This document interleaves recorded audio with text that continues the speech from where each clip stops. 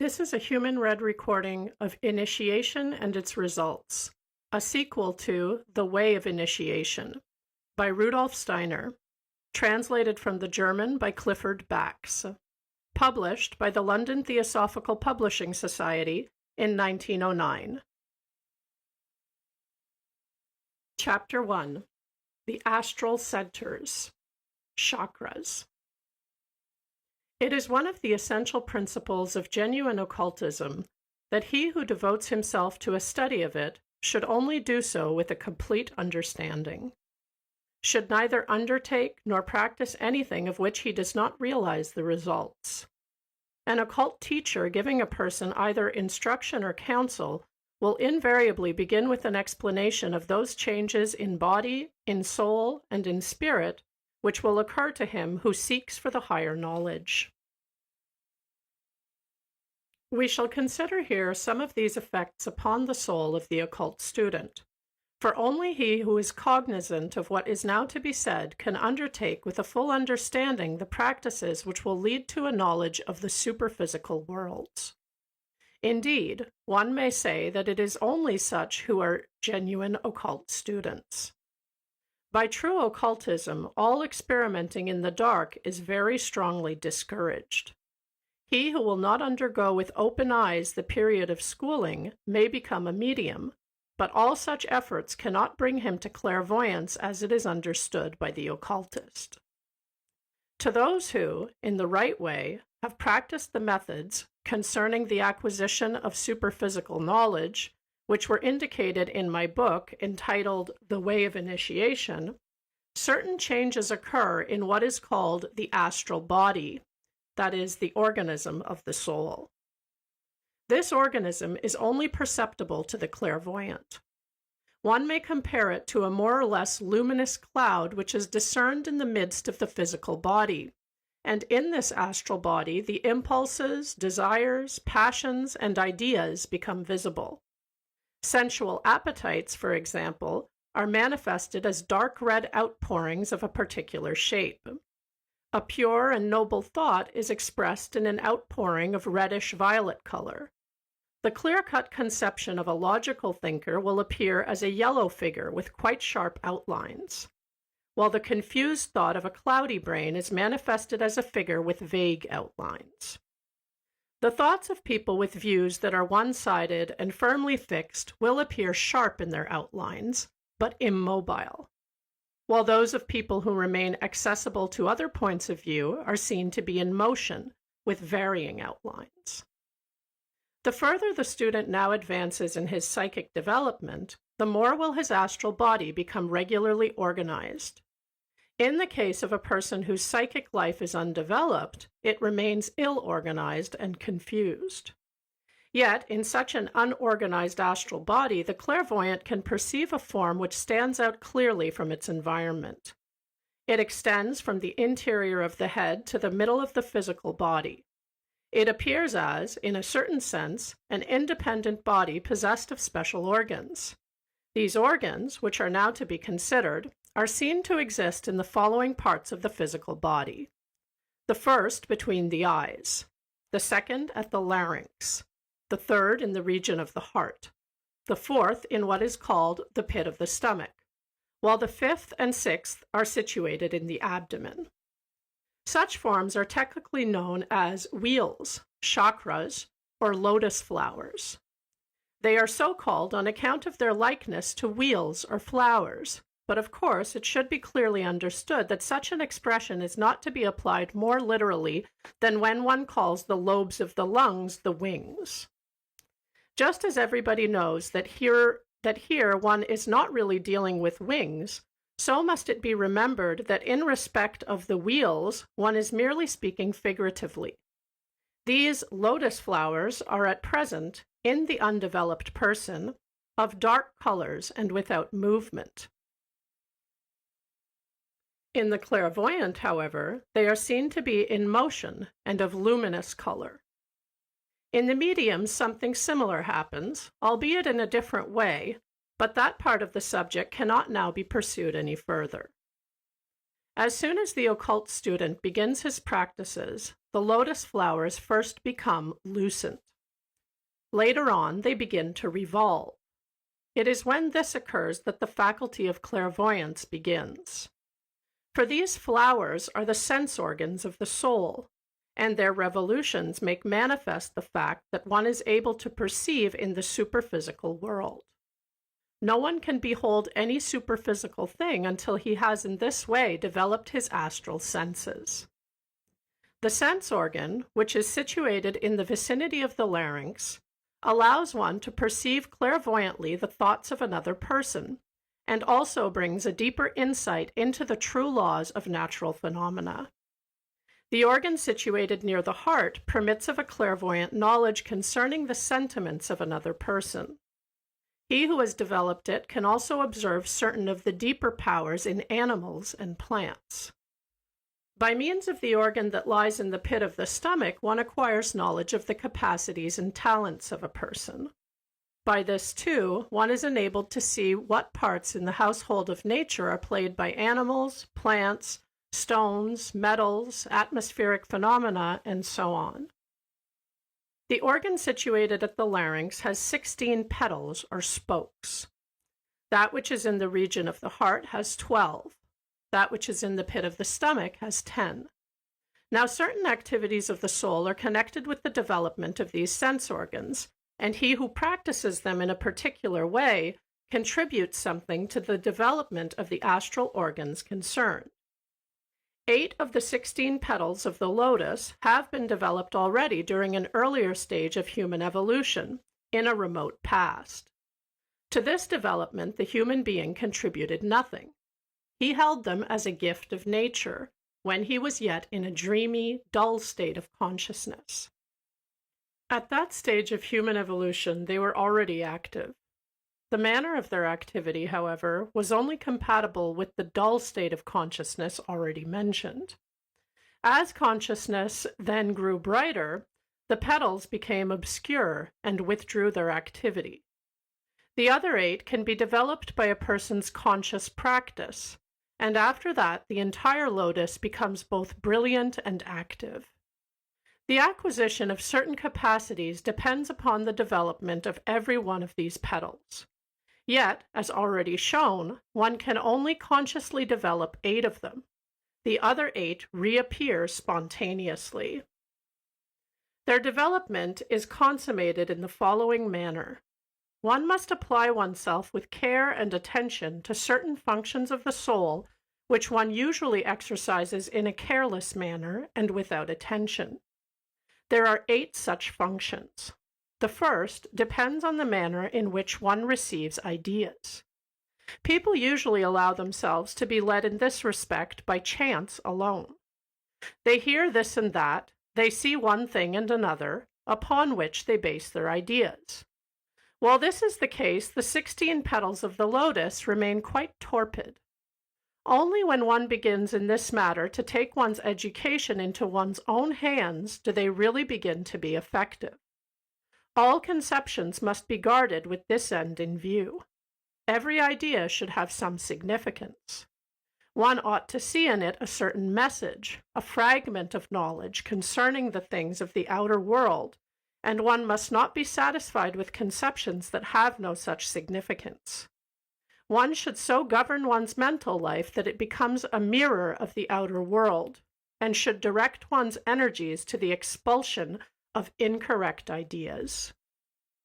The second of these functions is concerned, in a similar way, with the control of the resolutions. One should only make resolutions after a well-founded, full consideration of even the most insignificant points. All thoughtless deeds, all meaningless actions, should be put far away from the soul. For everything, one must have well-considered grounds, and one ought never to do a thing for which there is no real need. The third function relates to speech. The occult student should only utter what is sensible and purposeful. All talking for the sake of talking draws him away from his path. He must avoid the usual method of conversation, in which all manner of things, unselected and heterogeneous, are spoken of together. In accomplishing this, however, he must not preclude himself from intercourse with his fellows. Precisely in such intercourse ought his conversation to grow in significance. He answers everybody, but he does so thoughtfully and after careful consideration of the question. He never speaks without grounds for what he says. He seeks to use neither too many nor too few words. The fourth function is the regulation of outward action. The student seeks to direct his actions in such a way that it fits in with the actions of his fellow men and with the peculiarities of his environment. He rejects all actions that are disturbing to others or that are antagonistic to those which are customary around him. He tries so to act that his deeds may combine harmoniously with his environment, with his position in life, and so forth.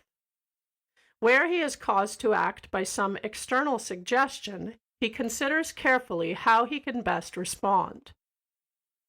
Where he is his own master, he considers the effects of his methods of action with the utmost care. The fifth activity here to be noticed lies in the management of the entire life. The occult student endeavors to live in conformity with both nature and spirit. Never over-hasty, he is also never idle. Indolence and superfluous activity lie equally far away from him.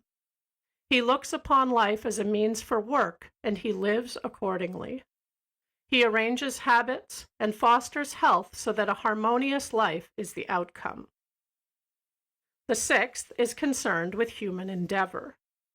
The student tests his capacities and his knowledge and conducts himself in the light of such self-knowledge. He tries to perform nothing that is beyond his powers, but also to omit nothing for which they inwardly seem adequate. On the other hand, he sets before himself aims that coincide with the ideal, with the high duty of a human being. He does not merely regard himself half-thoughtlessly as a wheel in the vast machinery of mankind, but endeavors to comprehend its problems, to look out beyond the trivial and the daily. He thus endeavors to fulfill his obligations even better and more perfectly. The seventh change in the life of his soul deals with the effort to learn as much from life as possible. Nothing passes before the student without giving him occasion to accumulate experience which is of value to him for life. If he has done anything wrongly or imperfectly, it offers an opportunity later on to make it correspondingly either right or perfect. If he sees others act, he watches them with a similar intent. He tries to collect from experience a rich treasure, and ever to consult it attentively. Nor, indeed, will he do anything without having looked back over experiences that can give him help in his decisions and actions. Finally, the eighth is this. The student must, from time to time, look inward, sink back into himself, take careful counsel with himself, build up and test the foundations of his life, run over his store of knowledge, ponder upon his duties, consider the contents and aim of life, and so forth. All these matters have already been mentioned in the way of initiation. Here they are merely recapitulated in connection with the development of the 16-petaled lotus. By means of these exercises, it will become ever more and more perfect, for upon such practices depends the development of clairvoyance. For instance, the more what a person thinks and utters harmonizes with the actual occurrences of the outer world, the more quickly will he develop this faculty. He who thinks or speaks anything that is untrue kills something in the bud of the 16-petaled lotus. Truthfulness, uprightness, and honesty are in this connection formative, but falsehood, simulation, and dishonesty are destructive forces. The student must recognize that not merely good intentions are needed, but also actual deeds. If I think or say anything which does not harmonize with the truth, I kill something in my astral organs, even though I believed myself to speak or think from intentions ever so good. It is here as with the child, who needs must burn itself if it falls into the fire, even although this may have occurred from ignorance. The regulation of the above-mentioned activities of the soul in the manner described allows the 16-petaled lotus to ray forth in splendid hues and imparts to it a definite movement. Yet it must be remarked that the signs of clairvoyant faculty cannot appear before a certain stage of this development is reached. So long as it is a trouble to lead this kind of life, the faculty remains unmanifested. So long as one has to give special thought to the matters already described, one is yet unripe. Only when one has carried them so far that one lives quite habitually in the specified manner can the preliminary traces of clairvoyance appear. These matters must therefore no longer seem troublesome, but must become the habitual way of life. There is no need to watch oneself continually, nor to force oneself on to such a life. Everything must become habitual. There are certain instructions by the fulfillment of which the lotus may be brought to blossom in another way. But such methods are rejected by true occultism, for they lead to the destruction of physical health and to the ruin of morality. They are easier to accomplish than those described, which are protracted and troublesome, but the latter lead to the true goal and cannot but strengthen morality. The student will notice that the spiritual practices described above correspond to what is called in Buddhism the Eightfold Path. Here, the connection between that path and the upbuilding of the astral organs must be explained. If to all that has been said there is added the observance of certain orders which the student may only receive orally from the teacher, there results an acceleration in the development of the 16-petaled lotus. But such instructions cannot be given outside the precincts of an occult school.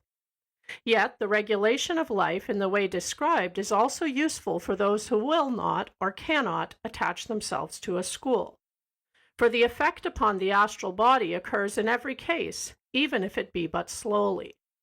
To the occult pupil, the observance of these principles is indispensable. If he should try to train himself in occultism without observing them, he could only enter the higher world with defective mental eyes. And in place of knowing the truth, he would then be merely subject to deception and illusion. In a certain direction, he might become clairvoyant, but fundamentally nothing but a blindness completer than of old would beset him. For hitherto he stood at least firmly in the midst of the sense world and had in it a certain support. But now he sees beyond that world and will fall into error concerning it before he is able to stand securely in a higher sphere. As a rule, indeed, he cannot distinguish error from truth, and he loses all direction in life. For this very reason is patience in such matters essential. It must always be remembered that the occult teacher may not proceed very far with his instructions unless an earnest desire for a regulated development of the lotus flowers is already present. Only mere caricatures of these flowers could be evolved if they were brought to blossom before they had acquired, in a steady manner, their appropriate form. For the special instructions of the teacher bring about the blossoming of the lotuses, but form is imparted to them by the manner of life already outlined.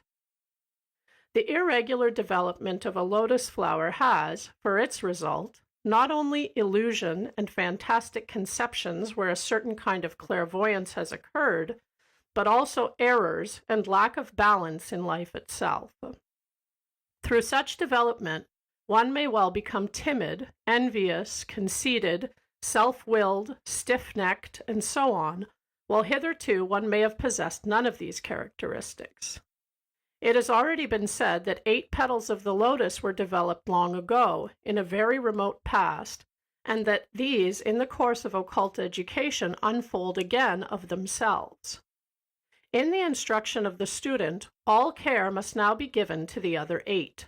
By erroneous teaching, the former may easily appear alone, and the latter remain untended and inert. This would be the case particularly when too little logical, reasonable thinking is introduced into the instruction. It is of supreme importance that the student should be a sensible and clear-thinking person, and of equal importance that he should practice the greatest clarity of speech. People who begin to have some presentiment of superphysical things are apt to become talkative about such things. In that way, they retard their development. The less one talks about these matters, the better. Only he who has come to a certain stage of clearness ought to speak of them. At the commencement of the instructions, occult students are astonished, as a rule, to find how little curiosity the teacher exhibits concerning their experiences. It were best of all for them if they were to remain entirely uncommunicative about these experiences, and should say nothing further than how successful or unsuccessful they had been in the performance of their exercises or in the observance of their instructions. The occult teacher has quite other means of estimating their progress than their own communications.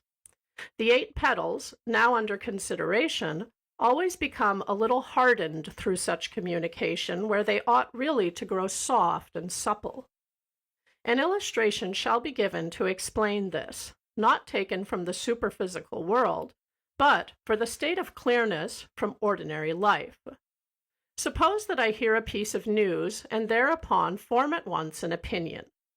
In a little while I receive some further news which does not harmonize with the previous information. I am constrained thereby to reverse my original judgment. The result of this is an unfavorable influence upon my 16-petaled lotus. It would have been quite otherwise if, in the first place, I had suspended my judgment. If concerning the whole affair I had remained, inwardly in thought and outwardly in words, entirely silent until I had acquired quite reliable grounds for the formation of my judgment. Caution in the formation and the pronouncement of opinions becomes, by degrees, the special characteristic of the occult student. Thereby he increases his sensibility to impressions and experiences, which he allows to pass over him silently in order to collect the largest possible number of facts from which to form his opinions. There exist in the lotus flower bluish-red and rose-red shades of color which manifest themselves under the influence of such circumspection, while in the opposite case orange and dark red shades would appear.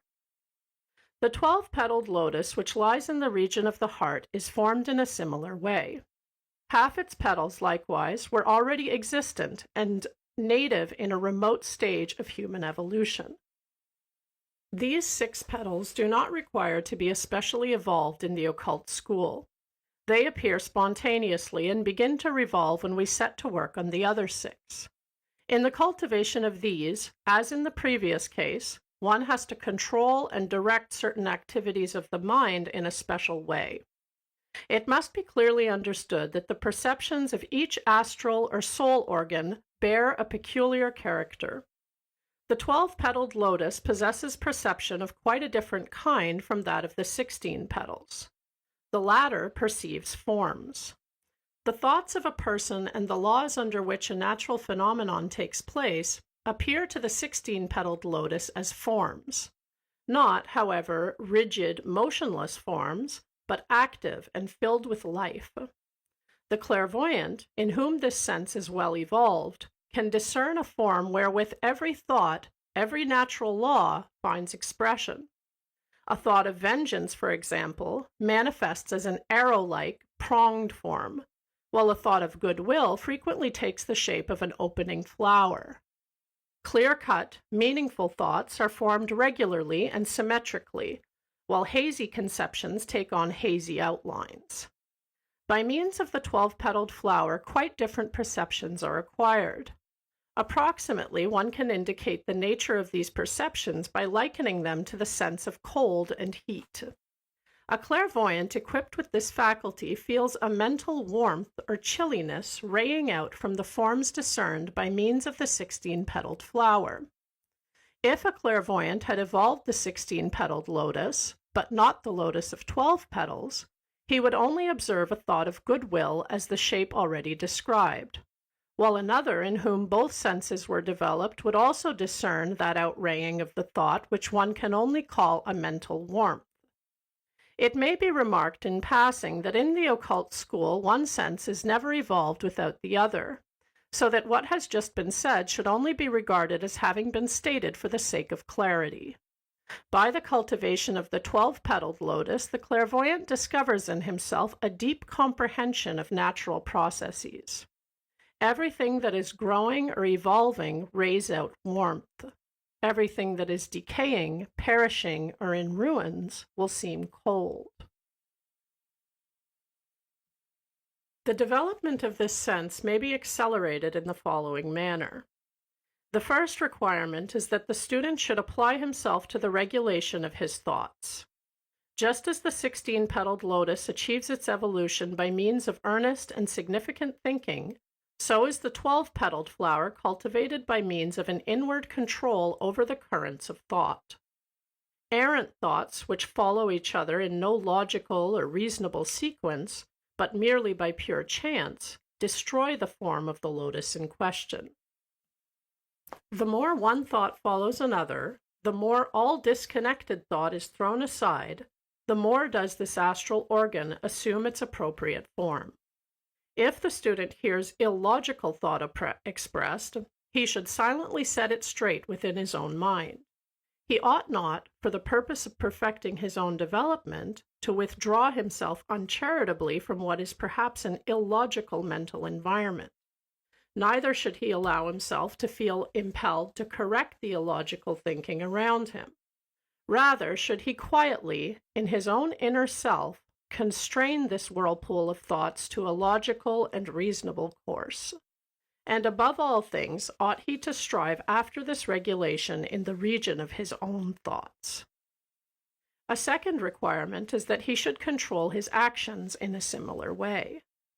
All instability or disharmony of action produces a withering effect upon the lotus flower which is here in consideration. If the student has done anything, he should manage the succeeding act so that it forms a logical sequence to the first, for he who acts differently from day to day will never evolve this faculty or sense. The third requirement is the cultivation of perseverance. The occult student never allows himself to be drawn by this or that influence aside from his goal, so long as he continues to believe that it is the right one.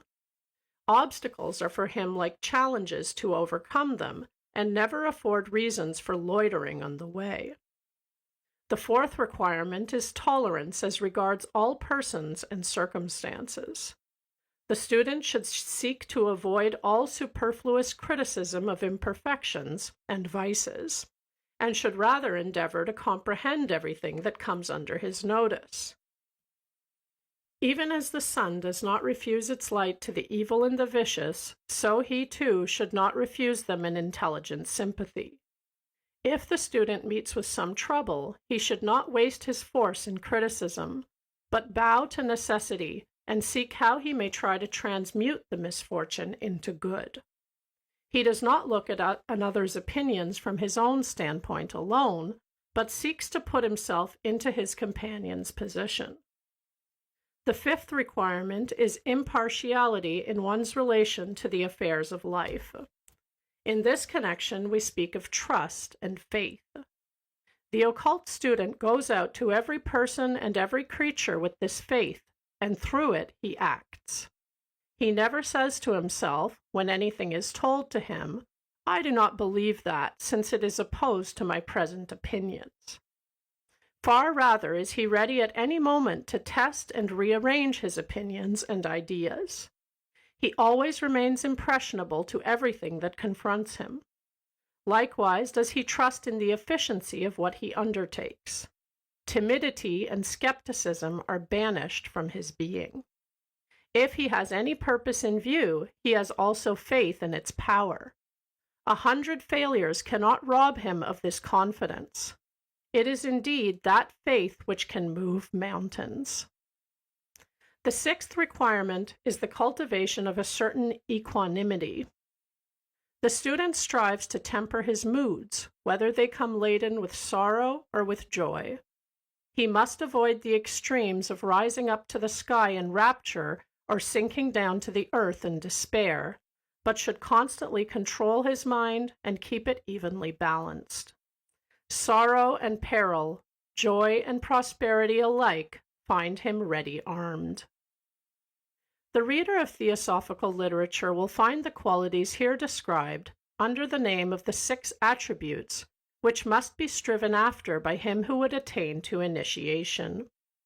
Here, their connection with the astral sense, which is called the 12-petaled lotus, is to be explained. The teacher can impart specific instructions which cause the lotus to blossom, but here, as before, the development of its symmetrical form depends upon the attributes already mentioned. He who gives little or no heed to that development will only form this organ into a caricature of its proper shape. It is possible to cultivate a certain clairvoyance of this nature by directing these attributes to their evil side instead of to the good. A person may be intolerant, faint-hearted, and contentious toward his environment, may, for instance, perceive the sentiments of other people and either run away from them or hate them. This can be so accentuated that on account of the mental coldness which rays out to him from opinions which are contrary to his own, he cannot bear to listen to them, or else behaves in an objectionable manner. The mental culture which is important for the development of the 10-petaled lotus is of a peculiarly delicate kind, for here it is a question of learning to dominate, in a particular manner, the very sense impressions themselves. It is of especial importance to the clairvoyant at the outset, for only by this faculty can he avoid a source of countless illusions and mental mirages. Usually, a person is not at all clear as to what things have dominion over his memories and fancies. Let us take the following case.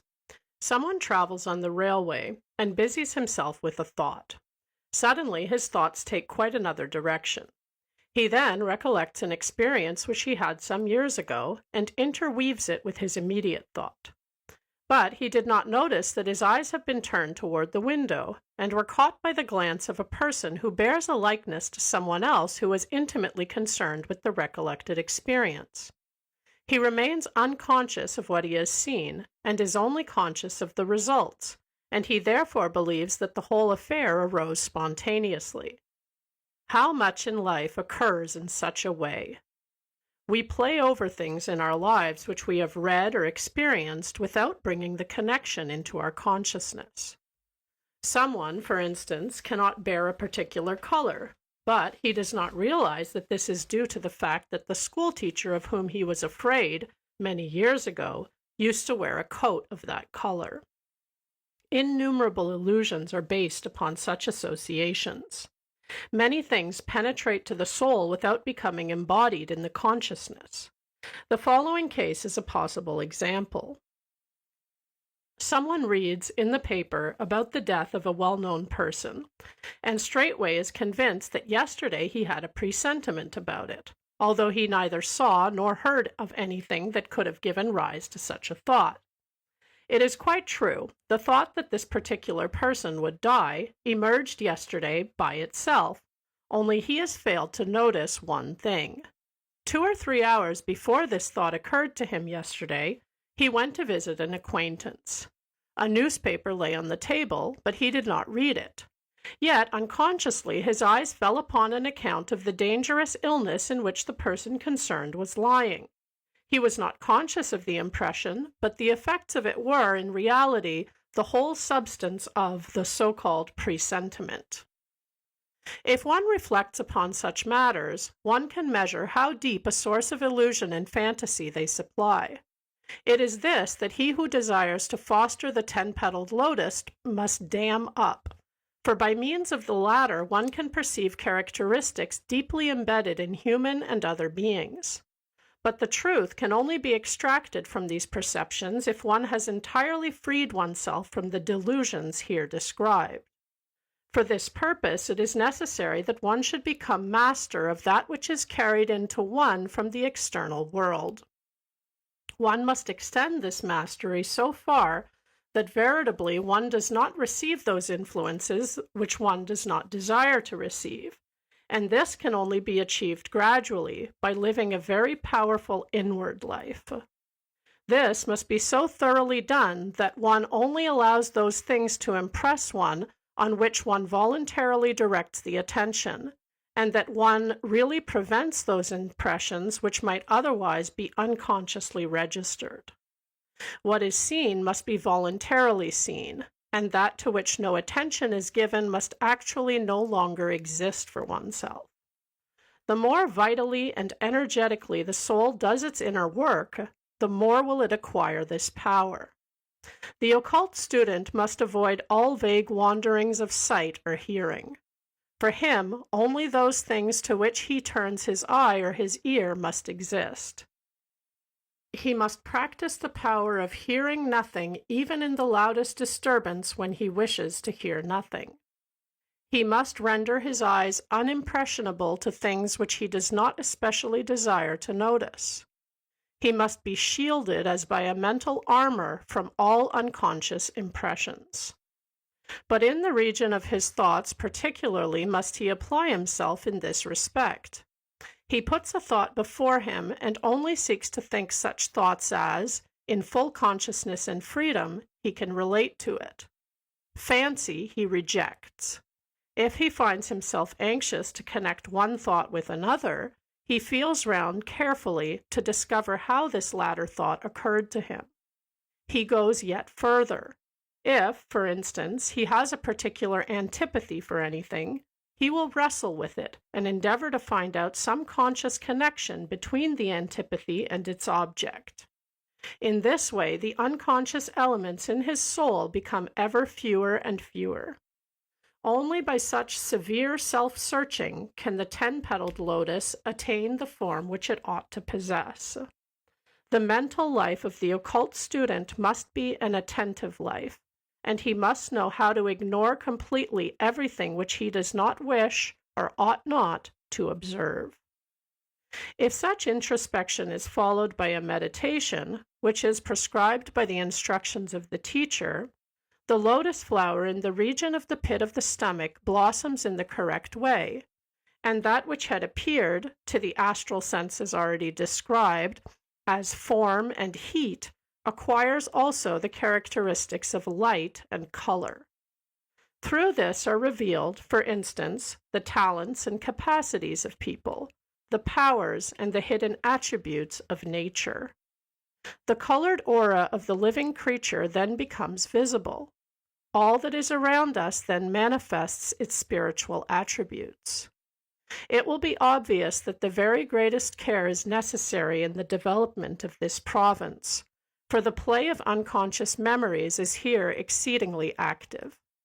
If this were not the case, many people would possess the sense now under consideration, for it appears almost immediately if a person has really got the impressions of his senses so completely under his power that they depend on nothing but his attention or inattention.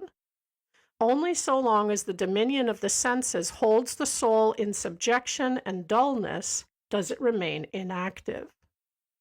Of greater difficulty than the development of this lotus is that of the 6-petaled flower, which is situated in the center of the body. For to cultivate this, it is necessary to strive after a complete mastery of the whole personality by means of self-consciousness, so that body, soul, and spirit make but one harmony. The functions of the body, the inclinations and passions of the soul, the thoughts and ideas of the spirit must be brought into complete union with each other. The body must be so refined and purified that its organs assimilate nothing which may not be of service to the soul and spirit. The soul must assimilate nothing through the body, whether of passion or desire, which is antagonistic to pure and noble thoughts. The spirit must not dominate the soul with laws and obligations like a slave owner, but rather must the soul learn to follow by inclination and free choice these laws and duties. The duties of an occult student must not rule him as by a power to which he unwillingly submits, but rather as by something which he fulfills because he likes it. He must evolve a free soul which has attained an equilibrium between sense and spirit. He must carry this so far that he can abandon himself to the sense because it has been so ennobled that it has lost the power to drag him down. He must no longer require to curb his passions, inasmuch as they follow the good by themselves. As long as a person has to chastise himself, he cannot arrive at a certain stage of occult education, for a virtue to which one has to constrain oneself is then valueless. As long as one retains a desire, even although one struggles not to comply therewith, it upsets one's development, nor does it matter whether this appetite be of the soul or of the body. For example, if someone avoids a particular stimulant for the purpose of purifying himself by refining his pleasures, it can only benefit him if his body suffers nothing by this deprivation. If this be not the case, it is an indication that the body requires the stimulant, and the renunciation is then worthless. In this case, it may even be true that the person in question must first of all forego the desirable goal and wait until favorable conditions, perhaps only in another life, shall surround him. A tempered renunciation is, under certain circumstances, a much greater acquisition than the struggle for something which in given conditions remains unattainable. Indeed, such a tempered renunciation contributes more than such struggle to one's development. He who has evolved the six-petaled lotus can communicate with beings who are native to the higher worlds, though even then only if their presence is manifested in the astral or soul world. In an occult school, however, no instructions concerning the development of this lotus flower would be imparted before the student had trodden far enough on the upward path to permit of his spirit mounting into a yet higher world. The formation of these lotus flowers must always be accompanied by entrance into this really spiritual sphere. Otherwise, the student would fall into error and uncertainty. He would undoubtedly be able to see, but he would remain incapable of estimating rightly the phenomena there seen.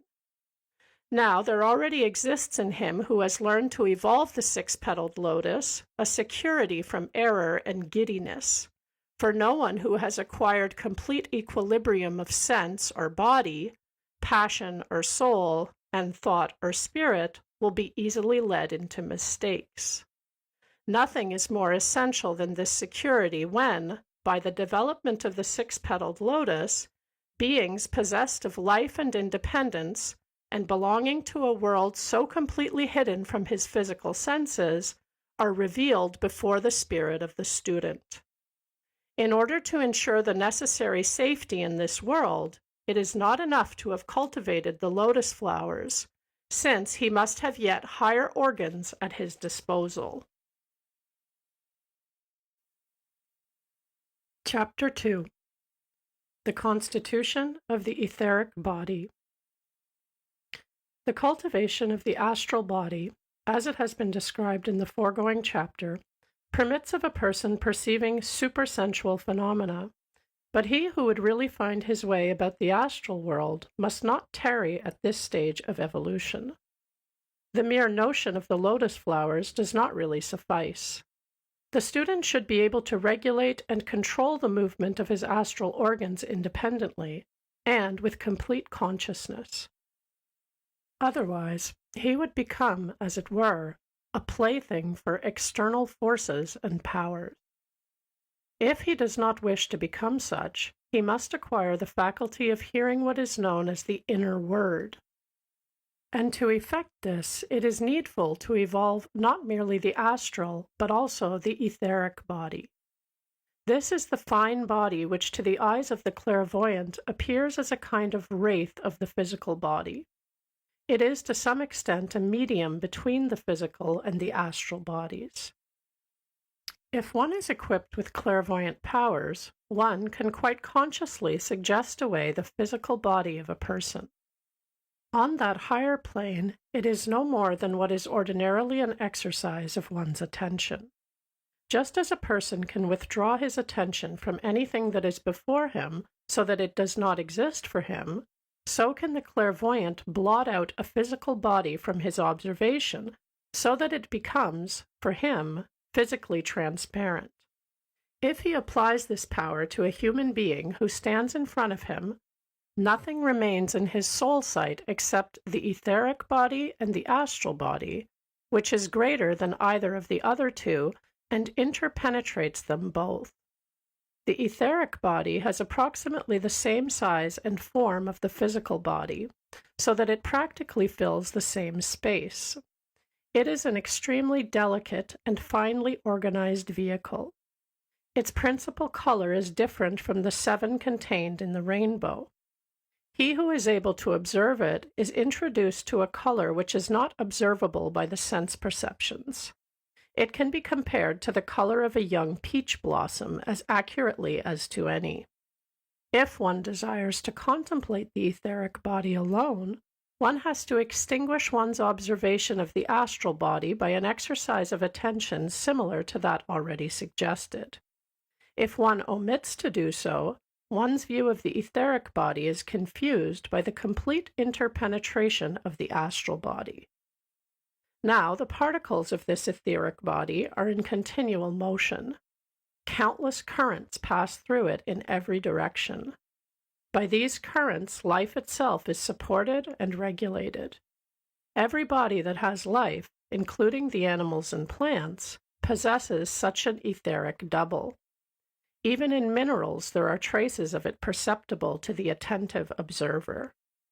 These currents and movements are almost entirely independent of the human will and consciousness, just as the action of the heart or stomach in the physical body is independent of our will. As long as a person does not take his development, in the sense of acquiring supersensual faculties, into his own hands, this independence remains. For his development at a certain stage consists precisely in adding to the unconscious independent outrayings and movements of the etheric body that by which the individual is enabled to influence them in a conscious manner by himself. When his occult education has progressed so far that the lotus flowers described in the foregoing chapters begin to bestir themselves, then the student is given certain directions which lead to the evocation of particular currents and movements within his etheric body. The object of these directions is to fashion in the region of the physical heart a kind of center from which these outrayings and movements, with their manifold forms and colors, may go forth. The center is, in reality, not merely a given point, but a most complicated structure, a really wonderful organ. It glows and shimmers with all kinds of color and displays forms of the greatest symmetry, forms which are capable of transformation with astonishing speed. Other forms and outrayings of color proceed from this organ to the other parts of the body, as also to those of the astral body, which they entirely pervade and illumine. The most important of these rays move, however, toward the lotus flowers. They pervade each petal and regulate its revolutions. Then, streaming out at the points of the petals, they lose themselves in the surrounding space. The more evolved a person may be, the greater becomes the circumference to which these rays extend. The 12-petaled lotus flower has a peculiarly close connection with the center already described. The rays move directly into it, and from it proceed, on the one side, toward the 16-petaled and the 2-petaled lotuses, and on the other, the lower side, to the lotuses of 8, of 6, and of 4 petals. This is the reason why the very greatest care must be given to the development of the 12-petaled lotus. If any imperfection be there allowed, the entire formation of the whole structure must remain disorderly. From what has been said, one may imagine how delicate and intimate is this occult education, and how strictly one has to conduct oneself if everything is to be developed in the proper way. It will now be quite evident that instruction concerning the development of supersensual faculties can only be given by one who has already experienced everything which he desires to awaken in another, and who is unquestionably in a position to know whether his instructions will be rewarded with success.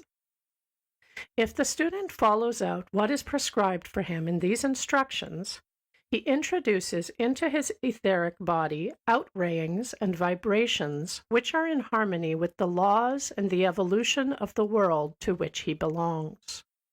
Consequently, these instructions are reflections of the great laws which govern the development of the world. They consist of special exercises in meditation and in concentration, which, if appropriately practiced, produce the results described. The content of these instructions may only be imparted to the individual during his occult education. At certain periods, these instructions must entirely pervade his soul with their content, so that he is inwardly, as it were, filled with it. He starts quite simply with what is necessary above all things, a deepening and an interiorization of the reasonable and sensible thoughts of the head. This thought is thus made free and independent of all sense impressions or experiences. It is in a certain manner concentrated into a point which is entirely in the power of the individual. By doing this, a preliminary center for the rays of the etheric body is formed. This center is not yet in the region of the heart, but in that of the head, and it appears to the clairvoyant as the outgoing point of the vibration. Only that occult educational course is successful which creates this center first.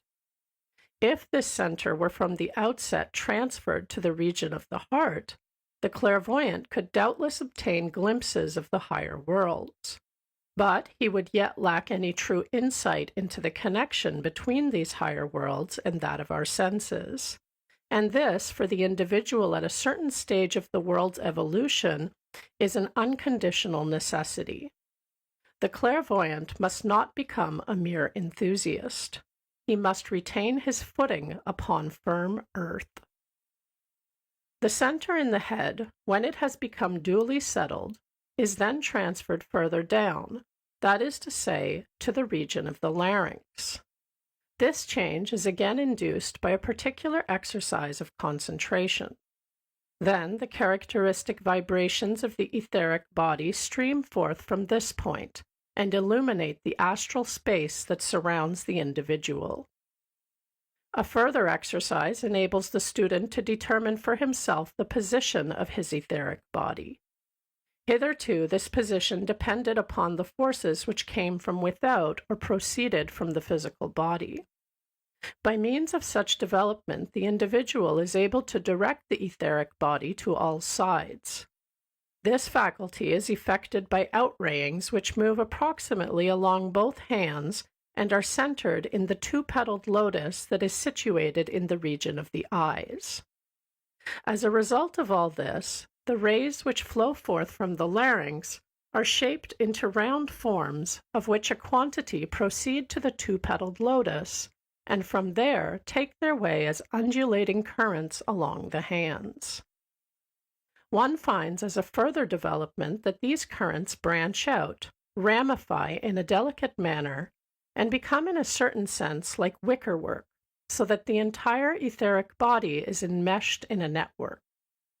Since hitherto the etheric body has had no closure to externals, so that the life currents of the great ocean of life flowed freely in and out, it now becomes necessary that impacts from outside should pass through this cuticle. Thus, the individual becomes sensitive to these external streams. They become perceptible to him. The time has now come to give the complete system of rays and vibrations a center in the heart. That, again, is accomplished by means of a meditative and concentrative exercise, and simultaneously the student attains the point at which he can hear the inner word. All things now acquire for him a new significance. They become audible, as it were, in their innermost nature. They speak to him from their true being. The currents already described place him in touch with the interior of the world to which they appertain. He begins to mingle his life with the life of his environment and can let it reverberate in the vibrations of his lotus flowers. Thus, the individual enters the spiritual world. If he has come so far, he acquires a new understanding of all that the great teachers of humanity have uttered. The sayings of the Buddha, for instance, now produce a new effect upon him. They pervade him with a beatitude of which he had never dreamed before. For the sound of the words now follows the movements and rhythms which he has formed within himself. He is now able to know directly how a person like the Buddha did not proclaim his own individual revelations, but those which flowed into him from the inmost being of all things. A fact must here be explained which could only be comprehended in the light of what has already been said. The many repetitions in the sayings of the Buddha are not rightly understood by the people of our present evolutionary stage. For the occult student, they are like something upon which he may gladly let his inner senses rest, for they correspond to certain rhythmic movements in the etheric body. Devotional musing on these, with complete inward peace, creates a harmony with these movements, and because they themselves are echoes of certain universal rhythms which also at particular points repeat themselves and make regular returns to their former modes, the individual, listening to the wisdom of the Buddha, puts himself into harmony with the secrets of the universe. In the Theosophical Handbooks, we meet with 4 attributes which must be developed by the student on what is called the probationary path, in order that he may attain the higher knowledge. The first is the faculty for discriminating between the eternal and the temporal, the true and the false, the truth and mere opinion. The second is a right estimate of the eternal and true as opposed to the perishable and illusory. The third faculty is that of practicing the 6 qualities already mentioned in the foregoing chapters. That is, thought control, control of action, perseverance, tolerance, good faith, and equanimity. The fourth attribute necessary is the longing for freedom. A mere intellectual comprehension of what is included in these attributes is utterly worthless. They must become so incorporated into the soul that they endure as inner habits. Let us take, for instance, the first of these attributes, the discrimination between the eternal and the temporal. One must so educate oneself that quite naturally one discriminates in everything that confronts one between its impermanent characteristics and those that will endure. This can only be accomplished if, in one's observation of the external world, one continues again and again to make this attempt. At last, the gaze in quite a natural way discerns what endures, just as hitherto it had satisfied itself with the impermanent. All that is impermanent is only a parable. That is a truth which becomes an obvious conviction for the soul. And so too must it be with the others of the 4 attributes on the path of probation. Now, under the influence of these 4 spiritual habits, the etheric body actually transforms itself. By the first, the discrimination between the true and the false, the center already described is formed in the head and that in the larynx is prepared. The exercises of concentration, before mentioned, are above all things essential to any true formation. It is they that create, while the 4 spiritual habits bring to fruition. If the center in the larynx has been prepared, the free control of the etheric body, as above explained, will follow, and its separation, its network covering, be produced by the correct estimating of the eternal as opposed to the impermanent. If the student acquires this power of estimation, the facts of the higher worlds will gradually become perceptible. Only it must not be thought that one has merely to perform those actions which appear to be important when measured by the intellect alone. The smallest action, every little thing accomplished, has something of importance in the vast household of the world, and it is only necessary that one should become conscious of this importance. It is not a question of underestimating the daily affairs of life, but of rightly estimating them. Enough has been said in the previous chapter of the 6 virtues of which the third attribute is composed. They are connected with the development of the 12-petaled lotus in the region of the heart, and this, as already indicated, is associated with the life current of the etheric body. The 4th attribute, which is the longing for freedom, serves to bring to fruition the etheric organs situated in the heart. If these attributes have become real spiritual habits, the individual frees himself from everything which only depends upon the capacities of his personal nature. He ceases to contemplate things from his own separate standpoint.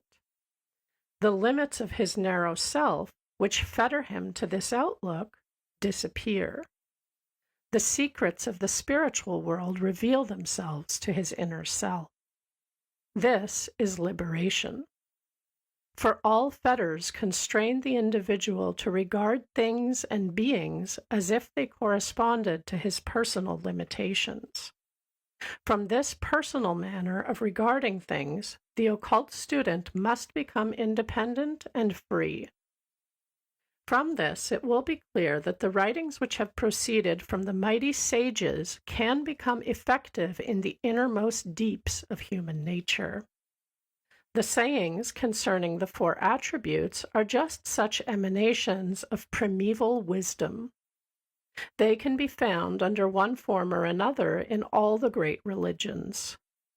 The founders of the great religions did not give mankind these teachings from vague feeling. They based them on much firmer foundations, because they were mighty initiates.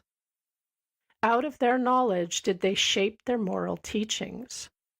They were aware how these would react upon the finer nature of men, and desired that the culture of these qualities should gradually lead to the organization of that finer nature. To live according to these great religions is to work out one's own spiritual perfection, and only in so doing can one really serve the world. Self-perfection is in no wish selfish, for the imperfect man is also an imperfect servant of humanity and of the world. The more perfect one becomes, the more does one serve the world. If the rose adorns herself, she adorns the garden. The founders of religions are therefore the great magicians. That which comes from them flows into the souls of men and women, and thus with humanity the whole world moves forward. The founders of religions have consciously worked with this evolutionary process of humanity.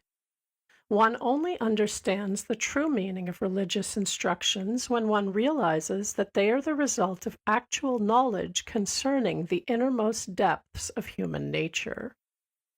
The leaders of religion were mighty sages, and it is out of their knowledge that the ideals of humanity have sprung. Yet the individual comes nearer to these leaders when he uplifts himself in his own evolution to their heights.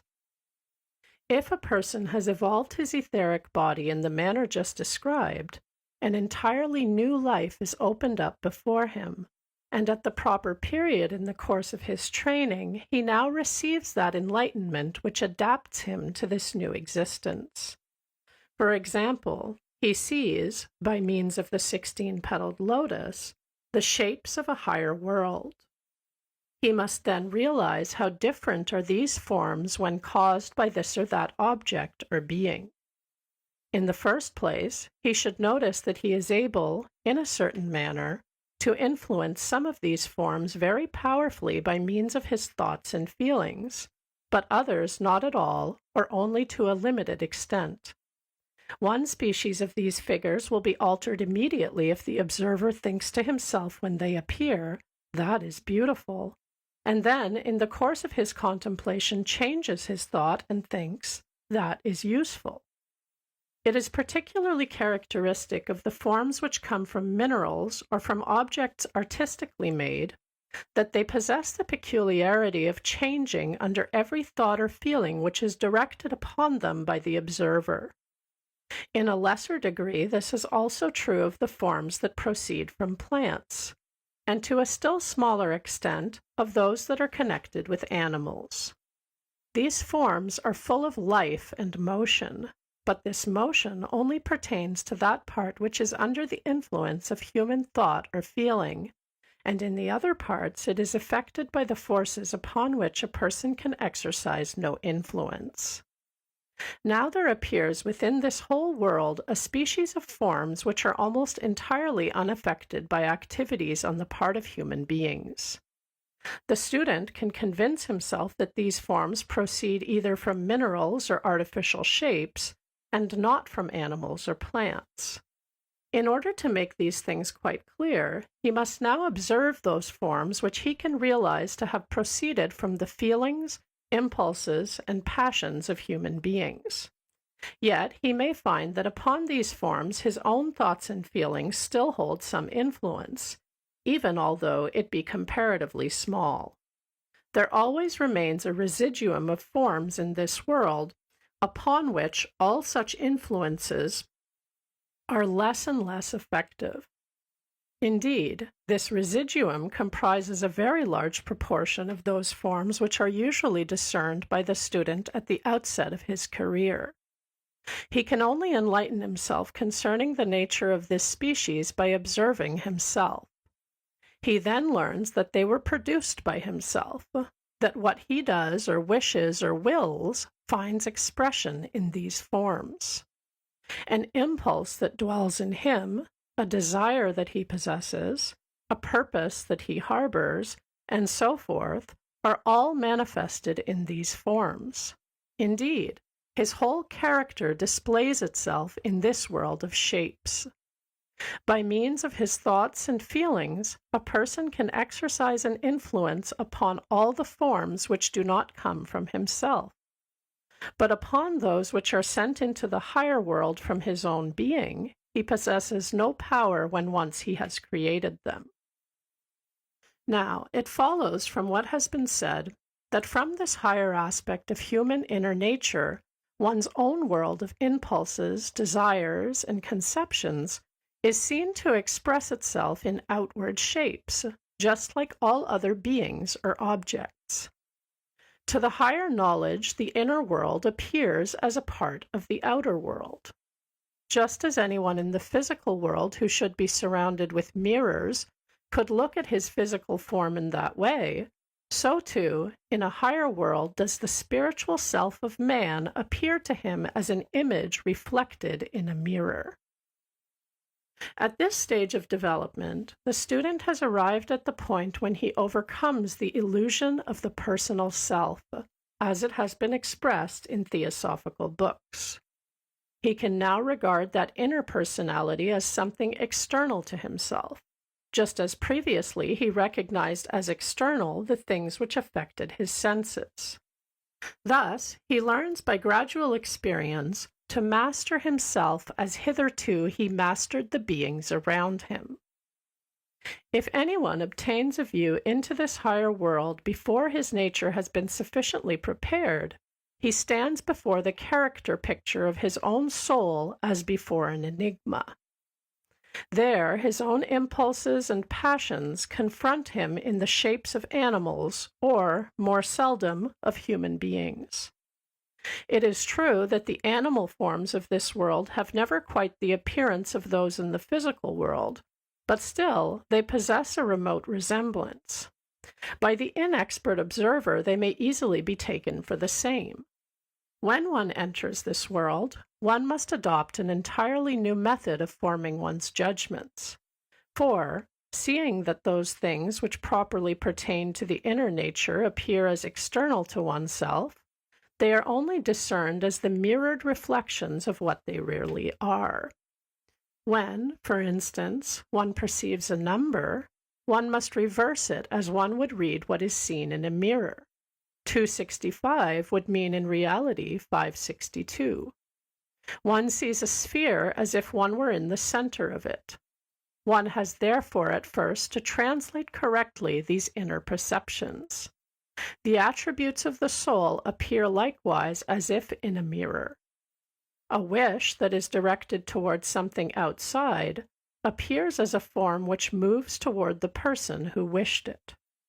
Passions that have their habitation in the lower part of human nature take on the forms of animals or of similar shapes that let themselves loose upon the individual. In reality, these passions are struggling outward.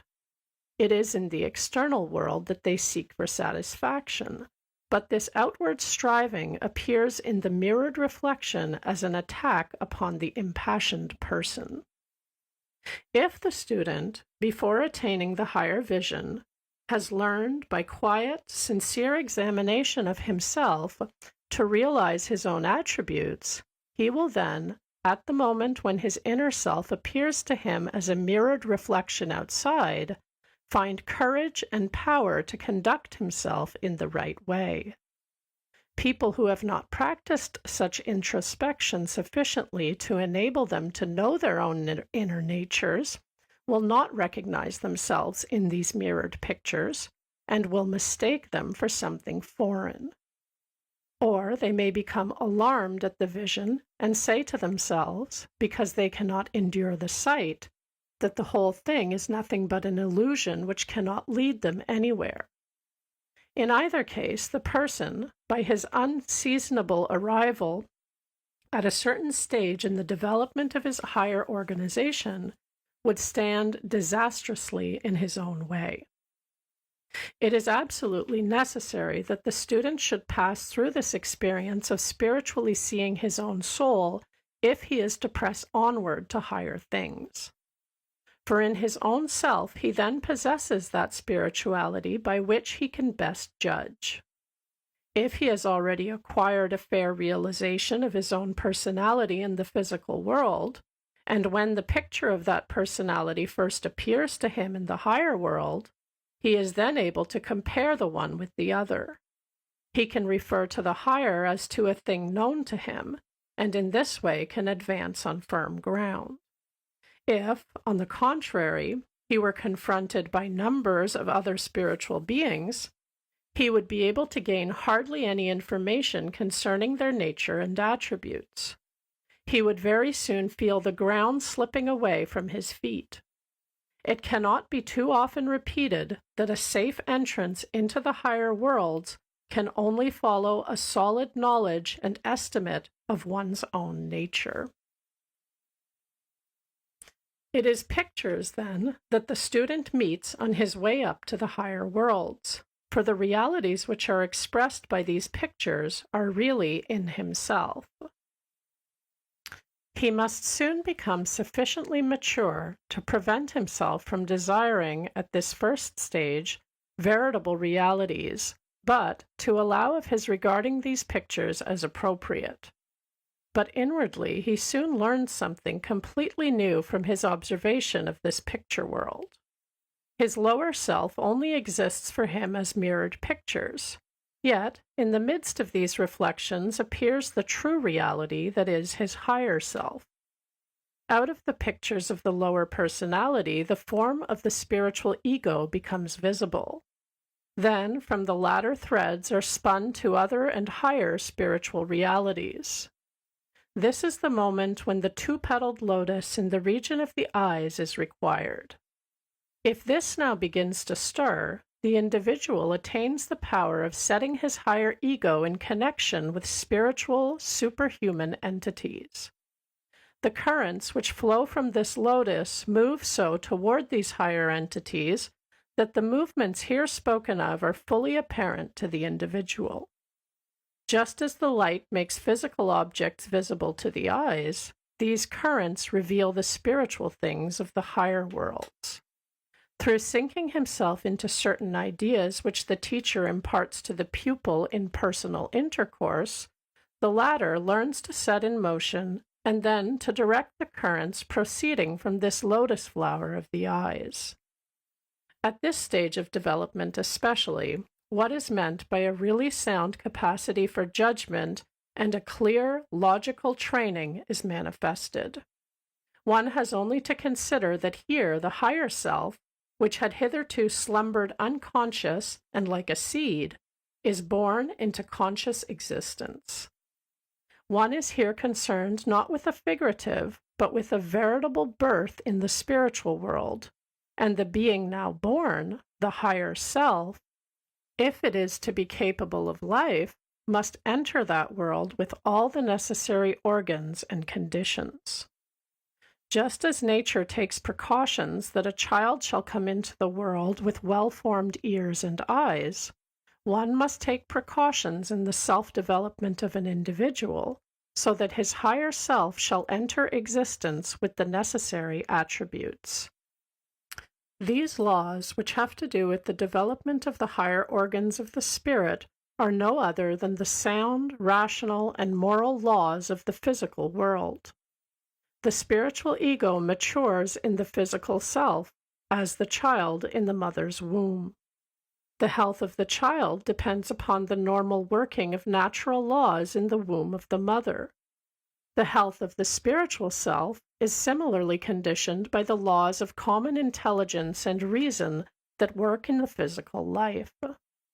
No one who does not live and think healthily in the physical world can give birth to a sound spiritual self.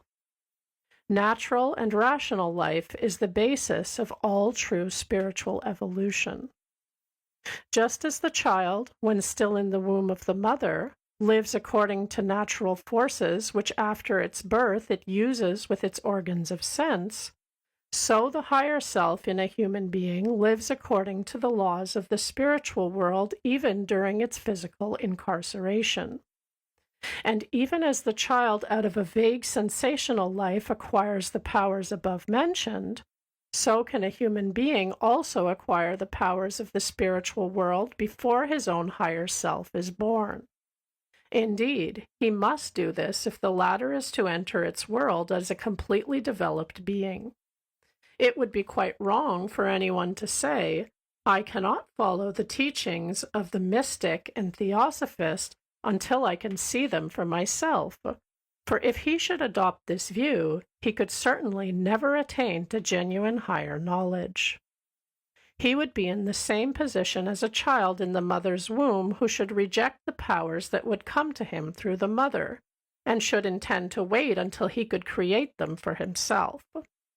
Even as the embryo of the child learns in its dim life to accept as right and good what is offered to it, so should it be with the person who is still blindfolded in relation to the truths declared in the teachings of mystic or theosophist.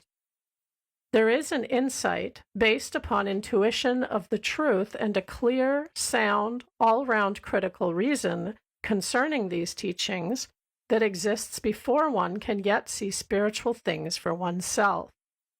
First, one must learn the mystical wisdom, and by this very study prepare oneself to see.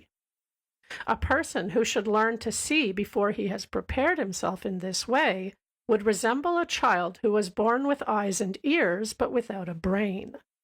The entire world of sound and color would widen out before him, but he could make no use of it. That which before appealed to the student through his sense of truth, his reason, and his intelligence, becomes, at the stage of occult education already described, his own experience. He now has a direct realization of his higher self, and he learns how this higher self is connected with spiritual entities of a loftier nature, and how it forms a union with them. He sees how the lower self descends from a higher world, and it is revealed to him how his higher nature outlasts the lower. Now he can distinguish between what is permanent in himself and what is perishable, And this is nothing less than the power to understand from his own observation the teachings concerning the incarnation of the higher self in the lower. It will now become plain to him that he stands in a lofty spiritual relation thereto, that his attributes and his destiny are originated by this very relation. He learns to know the law of his life, his karma. He perceives that his lower self, as it at present shapes his destiny, is only one of the forms which can be adopted by his higher nature.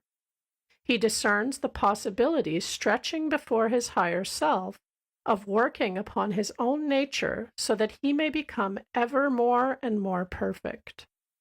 Now, too, he can penetrate into the great differences between human beings in regard to their comparative perfection. He will recognize that there are before him people who have already traversed the stages that still lie in front of him. Chapter 3. Dream Life. An intimation that the student has arrived at the stage of evolution described in the foregoing chapter is the change which comes over his dream life. Hitherto, his dreams were confused and haphazard, but now they begin to assume a more regular character. Their pictures begin to arrange themselves in an orderly way, like the phenomena of daily life. He can discern in them laws, causes, and effects. The contents of his dreams will likewise change.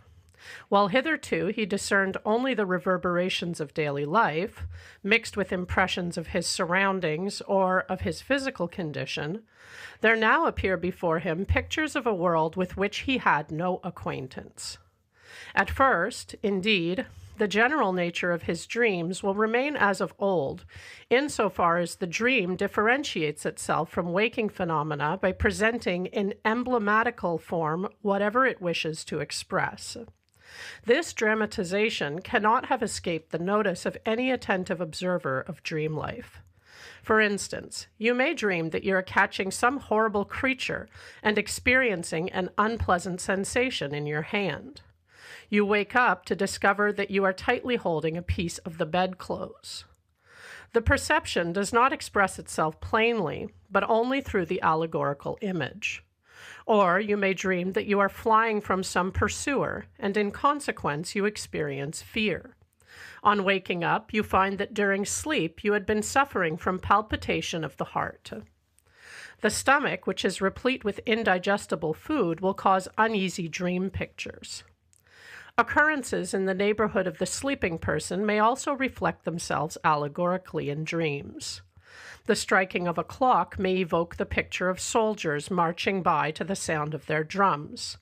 Or a falling chair can become the origin of a complete dream drama in which the sound of falling is translated into a gun report, and so forth. The more regulated dreams of the person whose etheric body has begun its development have also this allegorical method of expression, but they will cease to repeat merely the facts of the physical environment or of the sense body. As these dreams, which owe their origin to such things, become orderly, they are mixed up with similar dream pictures which are the expression of things and events in another world. Here, one has experiences that lie beyond the range of one's waking consciousness. Now, it must never be fancied that any true mystic will then make the things which in this manner he experiences in dreams the basis of any authoritative account of the higher world. One must only consider such dream experiences as hints of a higher development. Very soon, as a further result of this, we find that the pictures of the dreaming student are no longer, as hitherto, withdrawn by the guidance of a careful intellect, but are regulated thereby, and methodically considered like the conceptions and impressions of the waking consciousness. The difference between this dream consciousness and the waking state grows ever smaller and smaller. The dreamer becomes, in the fullest meaning of the word, awake in his dream life. That is to say, he can feel himself to be the master and leader of the pictures which then appear. During his dreams, the individual actually finds himself in a world which is other than that of his physical senses. But if he possesses only unevolved spiritual organs, he can receive from that world only the confused dramatizations already mentioned. It would only be as much at his disposal as would be the sense world to a being equipped with nothing but the most rudimentary of eyes. In consequence, he could only discern in this world the reflections and reverberations of ordinary life. Yet in dream he can see these, because his soul interweaves its daily perceptions as pictures into the stuff of which that other world consists. It must here be clearly understood that in addition to the workaday conscious life, one leads in this world a second and unconscious existence. Everything that one perceives or thinks becomes impressed upon this other world. Only if the lotus flowers are evolved can one perceive these impressions. Now, certain minute beginnings of the lotus flowers are always at the disposal of anyone. During daily consciousness, he cannot perceive with them because the impressions made on him are very faint. It is for similar reasons that during the daytime one cannot see the stars. They cannot strike our perceptions when opposed by the fierce and active sunlight, and it is just in this way that faint spiritual impressions cannot make themselves felt in opposition to the masterful impressions of the physical senses. When the door of outward sense is closed in sleep, these impressions can emerge confusedly, and then the dreamer remembers what he has experienced in another world. Yet, as already remarked, at first these experiences are nothing more than that which conceptions related to the physical senses have impressed on the spiritual world. Only the developed lotus flowers make it possible for manifestations which are unconnected with the physical world to show themselves. Out of the development of the etheric body arises a full knowledge concerning the impressions that are conveyed from one world to another. With this, the student's communication with a new world has begun. He must now, by means of the instructions given in his occult training, first of all acquire a twofold nature. It must become possible for him during waking hours to recall quite consciously the beings he has observed in dream. If he has acquired this faculty, he will then become able to make these observations during his ordinary waking state. His attention will have become so concentrated upon spiritual impressions that these impressions need no longer vanish in the light of those which come through the senses, but are, as it were, always at hand. If the student is able to do this, there then arises before his spiritual eyes something of the picture which has been described in a former chapter. He can now discern that what exists in the spiritual world is the origin of that which corresponds to it in the physical world, and, above all things, can he learn in this world to know his own higher self. The task that now confronts him is to grow, as it were, into this higher self, or, in other words, to regard it as his only true self, and also to conduct himself accordingly. He now retains more and more the conception and the vital realization that his physical body and what hitherto he designated himself is only an instrument of the higher self. He takes an attitude toward his lower self, such as might be taken by someone limited to the world of sense with regard to some instrument or vehicle which serves him. Just as such a person would not consider the carriage in which he traveled to be himself, though he says, "I travel," or "I go," so too the developed person, when he says, "I go through the door," retains in his mind the conception, "I take my body through the door." This must become for him such an habitual idea that he never for a moment loses the firm ground of the physical world, that never a feeling of estrangement in the world of sense arises. If the student does not wish to become a mere fantastic or vain enthusiast, he must work with the higher consciousness so that he does not impoverish his life in the physical world, but enriches it, even as the person who makes use of a railway instead of his own legs may enrich himself by going for a journey. If the student raised himself to such a life in the higher ego, then, or still more probably during the acquisition of the higher consciousness, it will be revealed to him how he may stir into life what is called the fire of Kundalini, which lies in the organ at the heart, and, further, how he may direct the currents described in a previous chapter. This fire of Kundalini is an element of finer material which flows outward from this organ and streams in luminous loveliness through the self-moving lotus flowers and the other canals of the evolved etheric body. Thence it radiates outward on the surrounding spiritual world and makes it spiritually visible, just as the sunshine falling upon the surrounding objects makes visible the physical world. How this fire of Kundalini in the organ at the heart is fanned into life may only form the subject of actual occult training. Nothing can be said of it openly. The spiritual world becomes plainly perceptible as composed of objects and beings only for the individual who in such a way can send the fire of Kundalini through his etheric body and into the other world, so that its objects are illumined by it. From this, it will be seen that a complete consciousness of an object in the spiritual world is entirely dependent upon the condition that the person himself has cast upon it the spiritual light. In reality, the ego, who has drawn forth this fire, no longer dwells in the physical human body at all, but, as has been already shown, apart from it. The organ at the heart is only the spot where the individual from without enkindles that fire. If he wished to do this, not here but elsewhere, then the spiritual perceptions produced by means of the fire would have no connection with the physical world. Yet one should relate all the higher spiritual things to the physical world itself, and through oneself should let them work in the latter. The organ at the heart is precisely the one through which the higher self makes use of the lower self as his instrument, and whence the latter is directed. The feeling which the developed person now bears toward the things of the spiritual world is quite other than that which is characteristic of ordinary people in relation to the physical world. The latter feel themselves to be in a certain part of the world of sense, and the objects they perceive are external to them. The spiritually evolved person feels himself to be united with the spiritual objects that he perceives, as if, indeed, he were within them.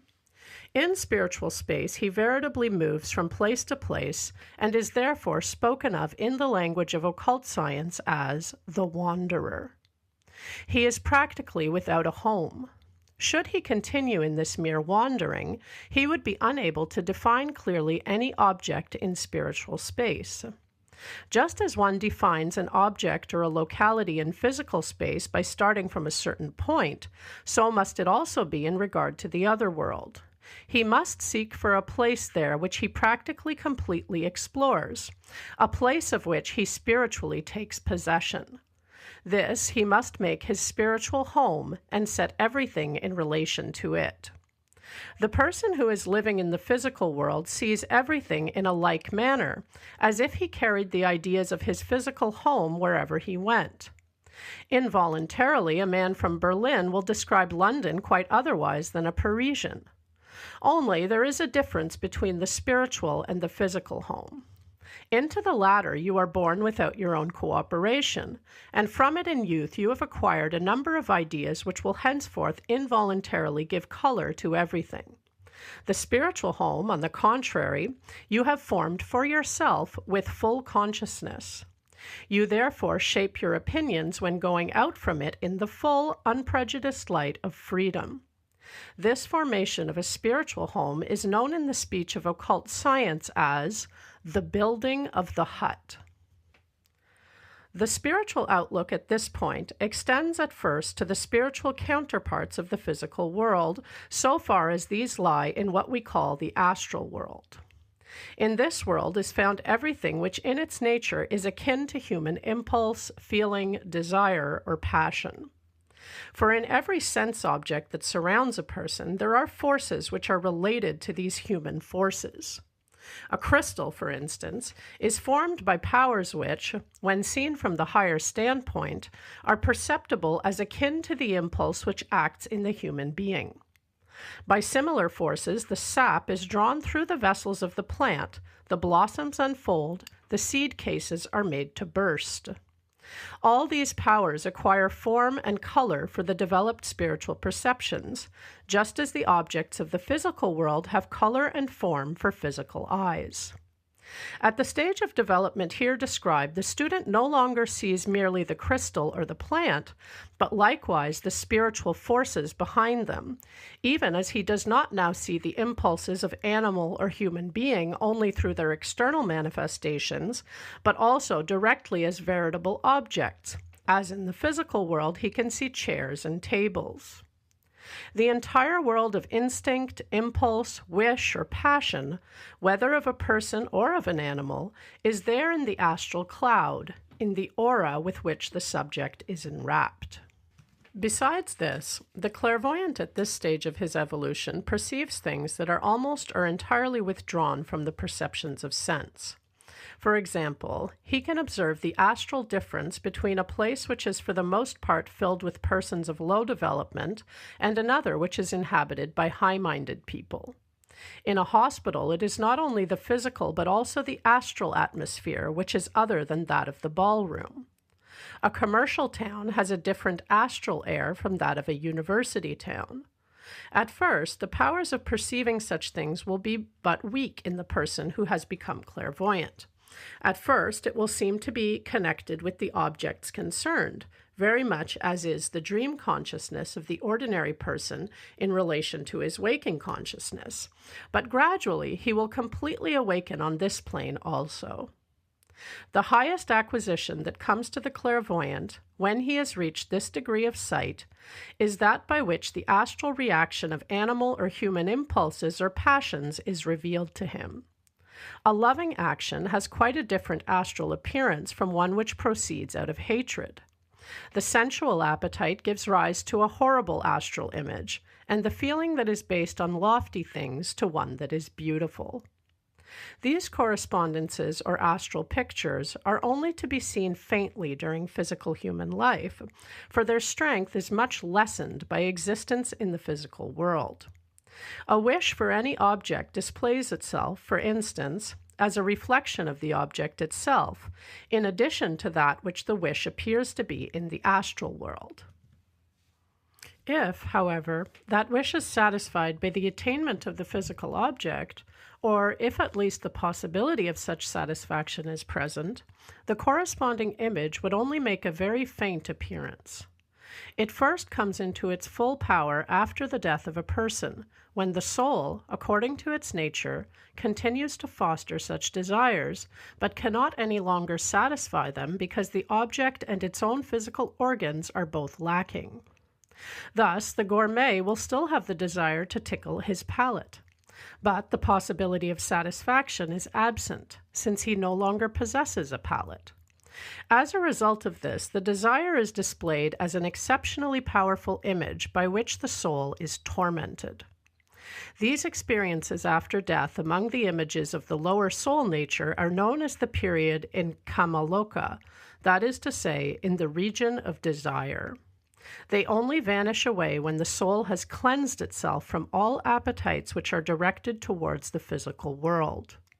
Then does the soul mount up into a loftier region which is called Devakan. Although these images are thus weak in the person who is yet alive, they still exist and follow him as his own environment in Kamaloka, just as the comet is followed by its tail, and they can be seen by the clairvoyant who has arrived at this stage of development. Among such experiences, and all that are akin to them, the occult student lives in the world that has been described. He cannot as yet bring himself into touch with still loftier spiritual adventures. From this point, he must climb upward still higher.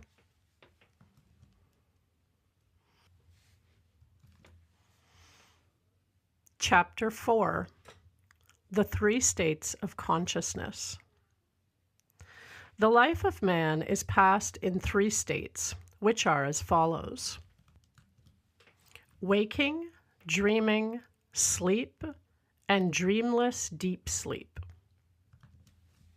one may comprehend how to attain to a higher knowledge of the spiritual worlds by forming an idea of the changes in the conditions that have to be undergone by the aspirant to such knowledge. Before a person has passed through the necessary training, his consciousness is continually broken by the periods of rest which accompany sleep. During these periods, the soul knows nothing of the outer world and nothing either of itself. Only at certain times above the wide ocean of unconsciousness, there will arise dreams which are related to events in the outside world or to the conditions of the physical body. At first, one recognizes in dreams only a special manifestation of the sleep existence, and commonly men speak of two states only, waking and sleeping. From the occult standpoint, however, dreams have a special significance, apart from both the other two states. It has already been shown in a previous chapter how changes occur in the dream existence of the person who undertakes the ascent to higher knowledge. His dreams lose their meaningless, disorderly, and illogical character and begin gradually to form a regulated, correlated world.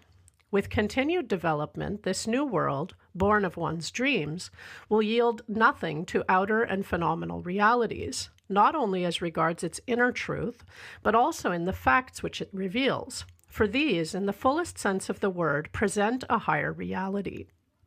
In the phenomenal world especially, there are secrets and riddles hidden everywhere. This world reveals admirably the effects of certain higher facts, but he who limits his perceptions to the senses alone cannot penetrate into causes. To the occult student, such causes are partly revealed in the state already described as being evolved out of his dream existence. To be sure, he ought not to regard these revelations as actual knowledge, so long as the same things do not reveal themselves to him during ordinary waking life as well. But to that he also attains. He acquires the power to enter the state which he had first evolved from his dream life during the hours of waking consciousness. Then the phenomenal world is enriched for him by something quite new. Just as a person who, though born blind, undergoes an operation on his sight and finds everything in his environment enriched by the new testimony of visual perception, so does the person who has become clairvoyant in the above manner regard the entire world around him, perceiving in it new characteristics, new beings, and new things. No longer is it necessary that he should wait for a dream in order that he may live in another world, for he can transport himself into the state of higher perception at any suitable time. This condition or state has an importance for him comparable to that of perception with open eyes as opposed to a blindfold state. One can say quite literally that the occult student opens the eyes of his soul and sees things which must ever remain veiled from the bodily senses. This state, which has previously been described in detail, only forms the bridge to a still higher stage of occult knowledge. If the exercises which are assigned to him should be continued, the student will discover at the appropriate time that the vigorous changes hitherto mentioned affect not only his dream life, but that the transformation extends even to what was before a deep and dreamless sleep. He notices that the utter unconsciousness in which he has always found himself during this sleep is now broken by conscious isolated experiences.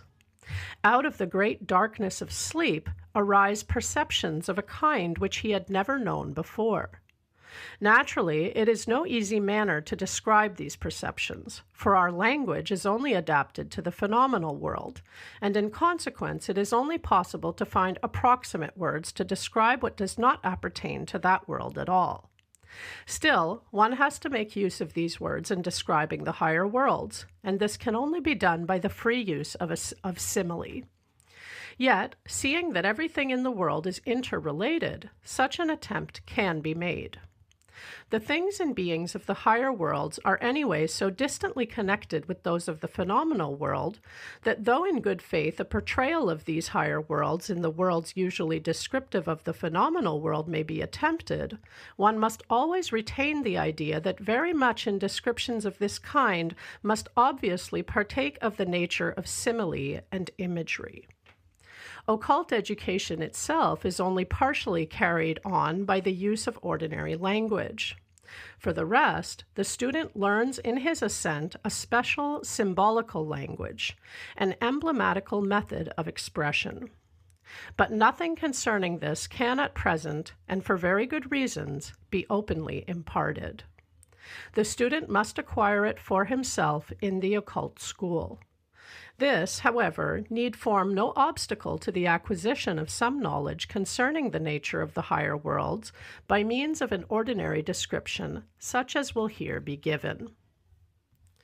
If we wish to give some suggestion of the experiences mentioned above as appearing from out of the sea of unconsciousness during the period of deep sleep, we may best liken them to those of hearing.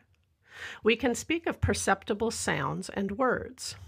If we may liken the experiences of dreaming sleep to a certain kind of seeing comparable to the perceptions of the eyes, the experiences of deep sleep allow of similar comparison with oral impressions. It may be remarked in passing that of these two faculties, that of sight remains the higher, even in the spiritual worlds.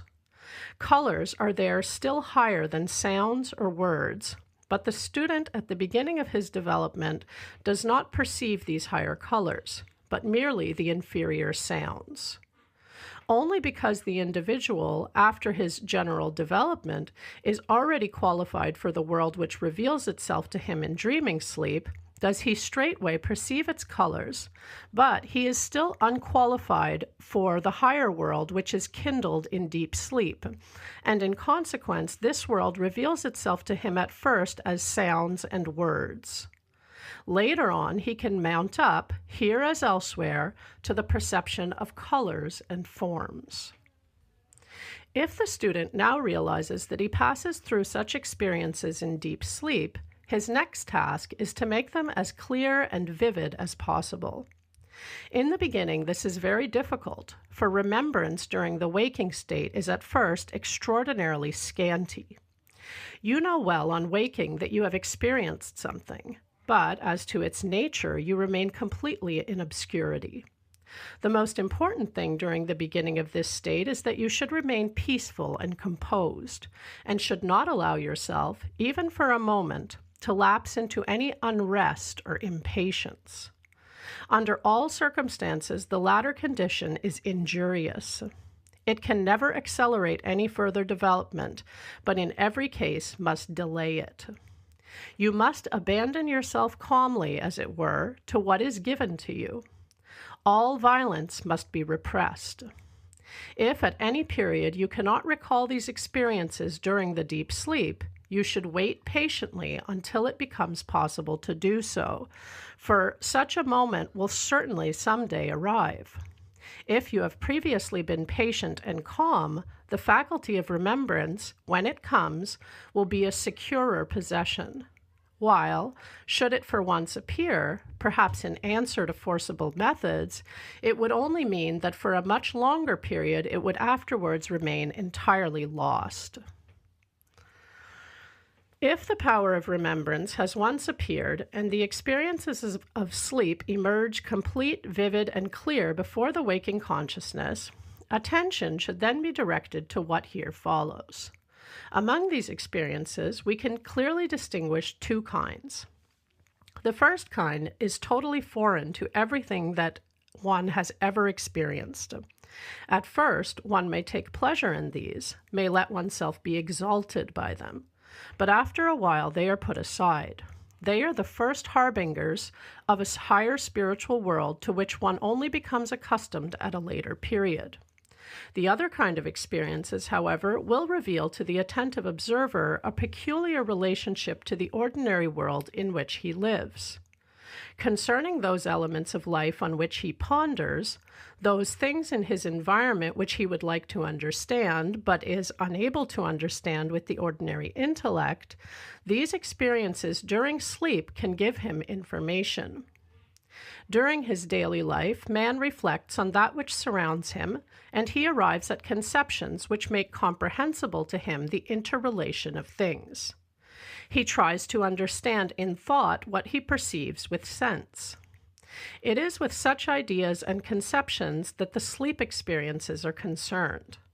That which was hitherto merely a dark and crepuscular conception now assumes a sonorous and vital character, which can only be compared to the sounds and words of the phenomenal world. It seems to the student ever more and more that the solution of the riddle upon which he ponders is whispered in sounds and words that proceed from a finer world.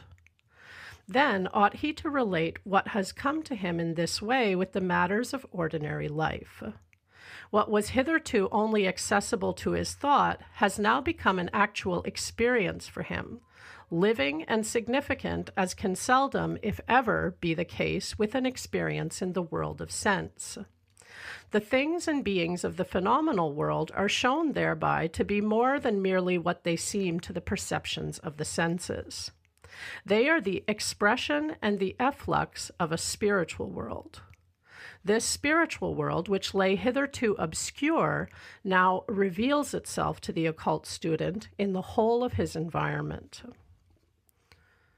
It is easy to see that the possession of this perceptive faculty can only prove itself to be a blessing if the soul senses of the person in whom they have been opened are in perfect order, just as we can only use our ordinary senses for the accurate observation of the world if they are in a well-regulated condition. Now, these higher senses are formed by the individual himself in accordance with exercises which are given to him in the course of his occult training. As much concerning these exercises as may openly be said has been already given in The Way of Initiation. The rest is imparted by word of mouth in the occult schools.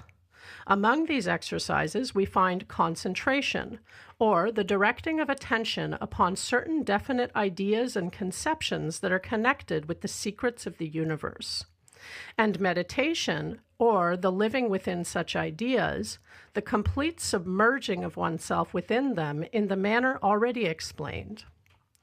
By concentration and meditation, a person works upon his own soul and develops within it the soul organs of perception.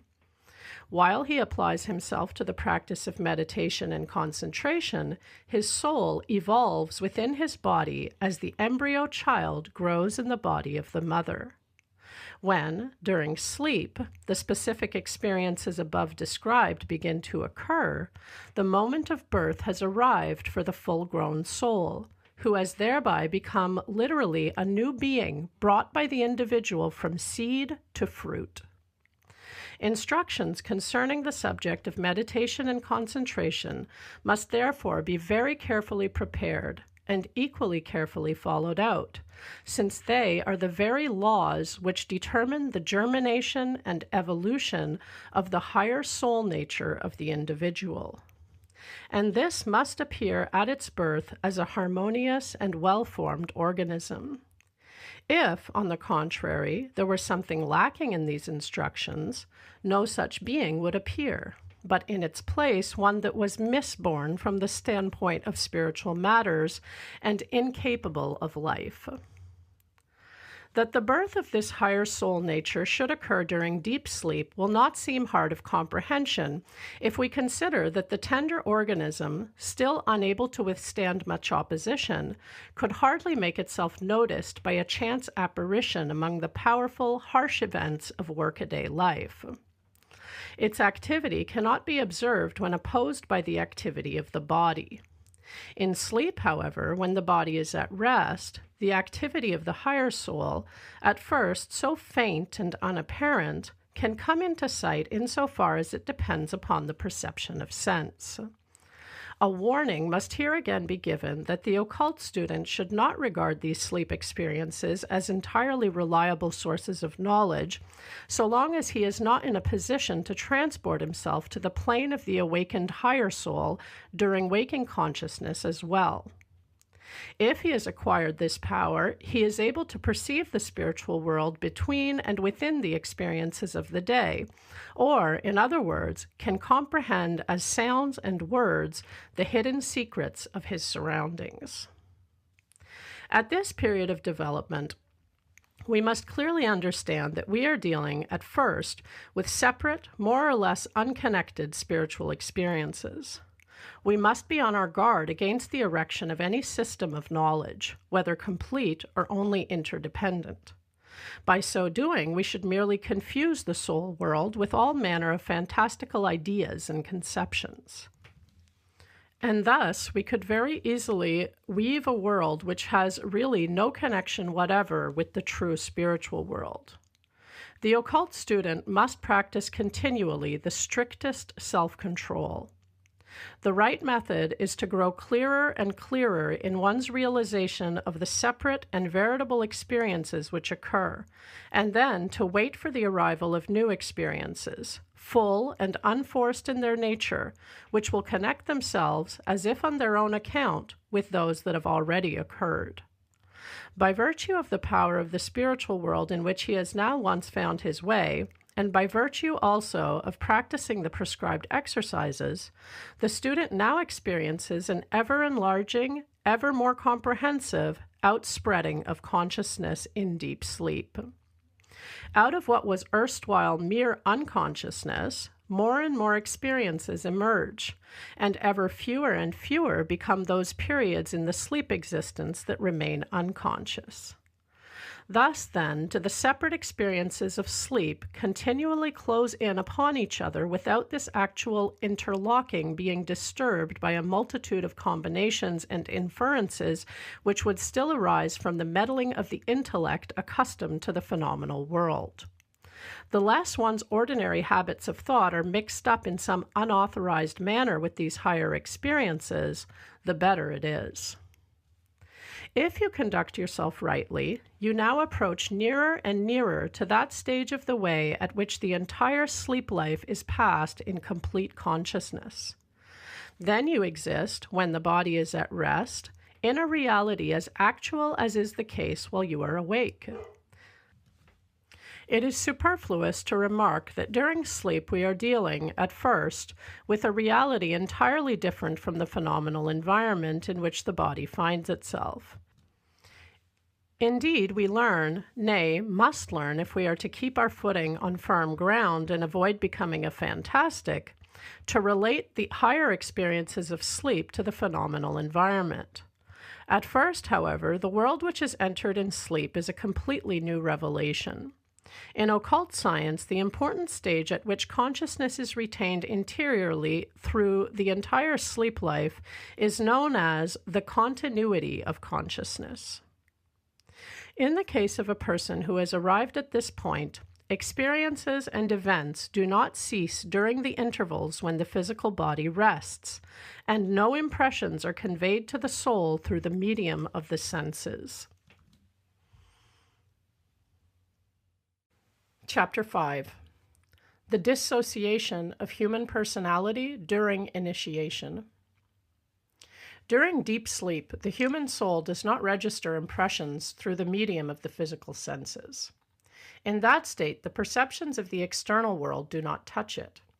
It is, in truth, outside the coarser part of human nature, the physical body, and is only connected with the finer bodies, known as the astral and etheric, which escape the observation of the physical senses.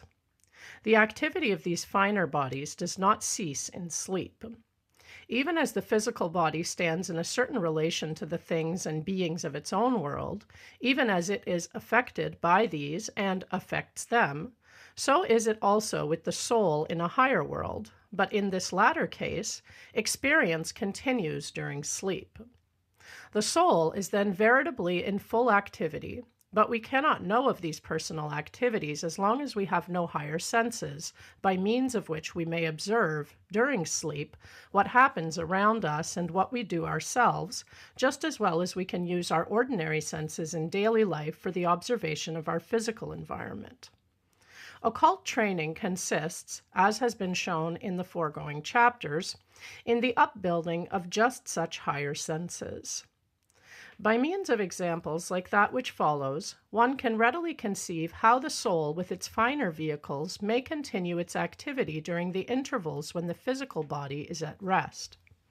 It is no mere nursery tale which will here be told, but a real case from life, which was observed with all the means possessed by the clairvoyant investigator, and with all the care which it is incumbent upon him to exercise. Nor is it related as a proof, but merely as an illustration. A young man stood confronted by an examination which would probably decide his entire future life. For a long time previously, he had worked for it assiduously, and consequently, on the evening before the examination, was exceedingly tired. He was to appear before the examiners punctually at 8 in the morning of the following day. He wanted to have a night's restful sleep before the trial, but he feared lest, on account of his exhaustion, he might not be able to wake himself at the right hour. He therefore took the precaution to arrange that a person living in the next room should wake him at 6 o'clock by knocking at his door. Thus he was able to abandon himself to sleep with an easy mind. On the following day he awoke, not at the call of his neighbor, but out of a dream. He heard 6 sharp rifle reports, and with the 6th he was awake. His watch, equipped with no alarm, stood at 6 o'clock. He dressed himself, and after half an hour his neighbor knocked him up. In reality, it was only just then 6 o'clock, for his watch, by some accident, had gained half an hour in the night. The dream which awakened him had timed itself to the erroneous watch. What was it, then, which happened here? The soul of the young man had remained active even during his sleep. Because he had previously formed a connection between this activity of soul and the watch at his side, there had remained a connection between the two for the whole of the night, so that on the next day the soul came, as it were, to the hour of 6 simultaneously with the watch. This activity had impressed itself on the young man's consciousness through the pictorial dream already described, which had awakened him. One cannot explain it away by reference to the increasing light of day or anything similar, for the soul acted not in accordance with the real time of day, but with the erroneous watch. The soul was active like a veritable watchman, while the physical person slept. It is not the activity of the soul which is lacking in sleep, but rather a consciousness of that activity. If, by occult training, the sleep life of a person is cultivated, in the way already set forth in the previous chapter, he can then follow consciously everything which passes before him while in this particular state. He can voluntarily put himself en rapport with his environment, just as with his experiences, known through the physical senses, during the continuance of the waking consciousness. Had the young man in the above example been a clairvoyant, he would have been able to watch the time for himself during sleep, and in consequence to have awakened himself. It is necessary to state here that the perception of the ordinary phenomenal environment presupposes one of the higher stages of clairvoyance. At the beginning of his development at this stage, the student only perceives things which pertain to another world, without being able to discern their relation to the objects of his workaday surroundings. That which is illustrated in such typical examples of dream or sleep life is repeatedly experienced by people. I'll read that again. That which is illustrated in such typical examples of dream or sleep life is repeatedly experienced by people. The soul lives on unintermittently in the higher worlds and is active within them. Out of those higher worlds, it continually draws the suggestions upon which it works when again in the physical body, while the ordinary man remains unconscious of this higher life. It is the work of the occult student to make it conscious, and by so doing, his life becomes transformed. So long as the soul has not the higher sight, it is guided by foreign agencies. And just as the life of a blind man to whom sight is given by an operation becomes quite different from what it was before, so that he can henceforth dispense with a guide, thus also does the life of a person change under the influence of occult training. He too is now abandoned by his guide and must henceforward guide himself. As soon as this occurs, he is, of course, liable to errors of which his waking consciousness had no conception. He now deals with a world in which, hitherto and unknown to himself, he had been influenced by higher powers. These higher powers are regulated by the great universal harmony. It is from this harmony that the student emerges. He has now to accomplish for himself things which were hitherto done for him without his cooperation. Because this is the case, there will be much said in the treatises which deal with such things concerning the dangers which are connected with an ascent into the higher worlds. The descriptions of these dangers, which have sometimes been given, are very apt to make timid souls regard this higher life only with horror. It should here be said that these experiences only occur if the necessary rules of prudence are neglected.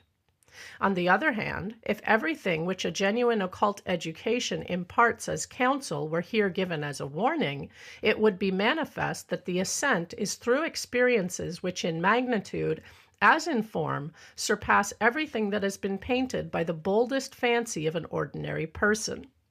Yet it is not reasonable to talk of possible injury to health or life. The student learns to recognize horrible threatening forms that haunt every corner and cranny of life. It is even possible for him to make use of such powers and beings who are withdrawn from the perceptions of sense, and the temptation to use these powers in the service of some forbidden interest of his own is very great. There is also the possibility of employing these forces in erroneous ways, owing to an inadequate knowledge concerning the higher worlds. Some of these especially important events, as for example the meeting with the guardian of the threshold, will be described further on in this treatise. Yet one must realize that these hostile powers are around us even when we do not know anything about them. It is true that in this case their relation to man is determined by higher powers, and that this relationship only changes when he consciously enters the world which was hitherto unknown to him. At the same time, this will enhance his existence and enlarge the circle of his life to an enormous extent. There is danger only if the student, whether from impatience or arrogance, assumes too early an independence in his attitude toward the experiences of the higher world, if he cannot wait until he acquires a really mature insight into superphysical laws.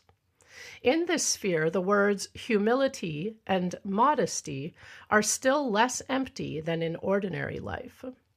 If these, in the very best sense, are the attributes of the student, he may be sure that his ascent into the higher life may be achieved without any danger to what one usually means by health and life. Above all things, it is needful that there should be no disharmony between these higher experiences and the events and demands of everyday life. The student's task throughout is to search on earth, and he who tries to withdraw from the sacred tasks of this earth and to escape into another world may be sure that he never reaches his goal. Yet what the senses behold is only a part of the world, and in spiritual regions lie the causes of what are facts in the phenomenal world. One should participate in the things of the spirit in order to carry one's revelations into the world of the senses.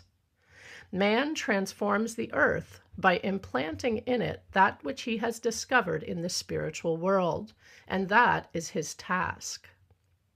Yet, because the earth is dependent upon the spiritual world, because we can only be truly effective on earth if we have part in these worlds wherein lie concealed the creative forces, we ought to be willing to ascend into those regions. If a person enters on a course of occult training with this sentiment, and if he never deviates for a moment from the directions already given, he has not even the most insignificant of dangers to fear. No one ought to hold back from occult education on account of the dangers that confront him. Rather, should the very prospect form a powerful inducement toward the acquisition of those qualities which must be possessed by the genuine occult student. After these preliminaries, which ought certainly to dispel all forebodings, let us now describe one of these dangers, so-called quote-unquote dangers. It is true that very considerable changes are undergone by the finer bodies of the occult student. These changes are connected with certain evolutionary events which happen within the three fundamental forces of the soul: the will, the feelings, and the thoughts. As regards the occult training of a person, these three forces stand in a definite relation, regulated by the laws of the higher world. He does not will, nor think, nor feel in an arbitrary manner. If, for example, a particular idea arises in his mind, then, in accordance with natural laws, a certain feeling is attached to it, or else it is followed by a resolution of the will that is likewise connected with it according to law. You enter a room, find it to be stuffy, and open the window. You hear your name called and follow the call. You are questioned and you answer. You perceive an ill-smelling object and you experience a feeling of disgust. These are simple connections between thought, feeling, and will. If, however, the student surveys human life, he will observe that everything in it is built up on such connections. Indeed, we only call the life of a person normal if we detect in it just that interrelation of thought, feeling, and will which is founded on the laws of human nature. We deem it contrary to these laws if a person, for instance, takes pleasure in an ill-smelling object, or if, on being questioned, he does not answer. The success which we expect from a right education or a fitting instruction consists in our presupposition that we can thereby impart to our pupil an interrelation of thought, feeling, and will that corresponds to human nature.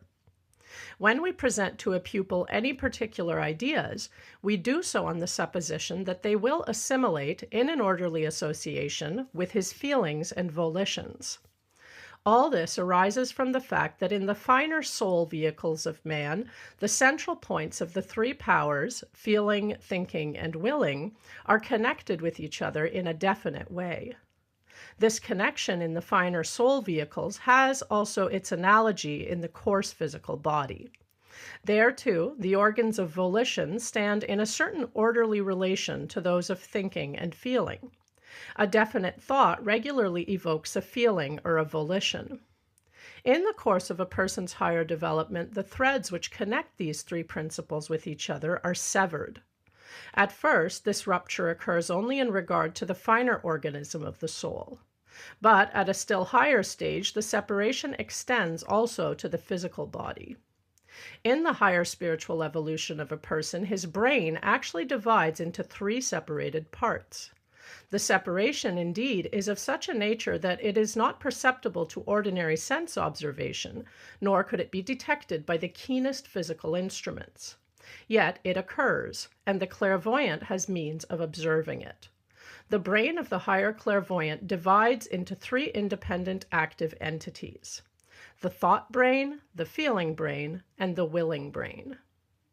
The organs of thinking, feeling, and willing remain then quite free in themselves, and their connection is no longer maintained by a law innate in them, but must now be tended by the growing higher consciousness of the individual. This, then, is the change which the occult student observes coming over himself, that there is no longer a connection between a thought and a feeling, or a feeling and a volition, except when he creates the connection himself. No impulse drives him from thought to action if he does not voluntarily harbor it. He can now stand completely without feeling before an object which, before his training, would have filled him with glowing love or violent hatred. He can likewise remain actionless before a thought which heretofore would have spurred him on to action as if by itself. He can execute deeds by an effort of will where not the remotest cause would be visible to a person who had not been through the occult school. The greatest acquisition which the occult student inherits is the attainment of complete lordship over the connecting threads of the three powers of the soul. Yet, simultaneously, these connections are placed entirely at his own responsibility. Only through such alterations in his nature can a person come into conscious touch with certain superphysical powers and entities. For between his own soul and certain fundamental forces of the world, there are correspondences or links. The power, for instance, which lies in the will, can act upon and perceive particular things and entities of the higher world, but it can only do so when dissociated from the threads that link it with the feelings and thoughts of the soul. As soon as this separation is effected, the activities of the will can be manifested, and so it is likewise with the forces of thought and feeling. If a person sends out a feeling of hatred, it is visible to the clairvoyant as a thin cloud of light of a special hue, and the clairvoyant can ward off such a feeling, just as an ordinary person wards off a physical blow that is aimed at him. Hate is a perceptible phenomenon in the superphysical world, but the clairvoyant is only able to perceive it insofar as he can send out the force which resides in his feelings, just as an ordinary person can direct outwards the receptive faculty of his eyes. What is here applied to hatred applies also to far more important facts in the phenomenal world. The individual can come into conscious communion with them by this very liberation of the elemental forces in the soul. On account of this division of the thinking, feeling, and willing forces, it is now possible that a threefold error may overtake the development of a person who has been disregardful of his occult instructions. Such an error might occur if the connecting threads were severed before the student had acquired so much knowledge of the higher consciousness as would enable him to hold the reins by which to guide well, such as a free, harmonious cooperation of the separate forces would supply. For, as a rule, the three human principles at any given period of life are not symmetrically developed. In one, the power of thought is advanced beyond those of feeling and will. In a second, another power has the upper hand over its companions. So long as the connection between these forces, a connection produced by the laws of the higher world, remains intact, no injurious irregularity in the higher sense can result from the predominance of one force or another. In a person of willpower, for instance, thought and feeling work by those laws to equalize all and to prevent the overweighty will from falling into a kind of degeneration. If such a person, however, should take up an occult training, the law-given influence of thought and feeling upon the monstrous, unchecked, oppressive will would entirely cease. If, then, the individual has not carried his control of the higher consciousness so far that he can call up the desirable harmony for himself, the will continues on its own unbridled way and repeatedly overpowers its possessor. Thought and feeling lapse into complete debility, and the individual is whipped like a slave by his own overmastering will. A violent nature which rushes from one uncurbed action to another is the result. A second deviation ensues if feeling shakes off its appropriate bridle in the same extreme manner. A person who bows in adoration before another may easily give himself over to an unlimited dependence until his own thought and will are ruined. In place of the higher knowledge, a pitiful vacuity and feebleness would become the lot of such a person. Again, in a case where feeling largely preponderates, a nature too much given over to piety and religious aspiration may lapse into religious extravagance that carries him away. The third evil is found where thought is too prominent, for then there may result a contemplative nature inimical to life and shut within itself. To such persons, the world only appears to have any significance so far as it offers them objects for the satisfaction of their limitless thirst for wisdom. They are never impelled by a thought either to a feeling or to a deed. They are seen at once to be cold, unfeeling folk. They fly away from every contact with the things of ordinary life as from something that stings them to aversion, or that at least has lost all meaning for them. These are the three ways of error against which the occult student should be counseled: overaction, excess of feeling, and a cold, unloving struggle after wisdom. Viewed from without, as also from the materialistic medical standpoint, the picture of an occult student upon one of these byways does not greatly differ, especially in degree, from that of a madman, or at least of a person suffering from severe nervous illness. From all this, it will be clear how important it is to occult education that the three principles of the soul should throughout be systematically developed before their innate connection is severed and the awakened higher consciousness enthroned in its place.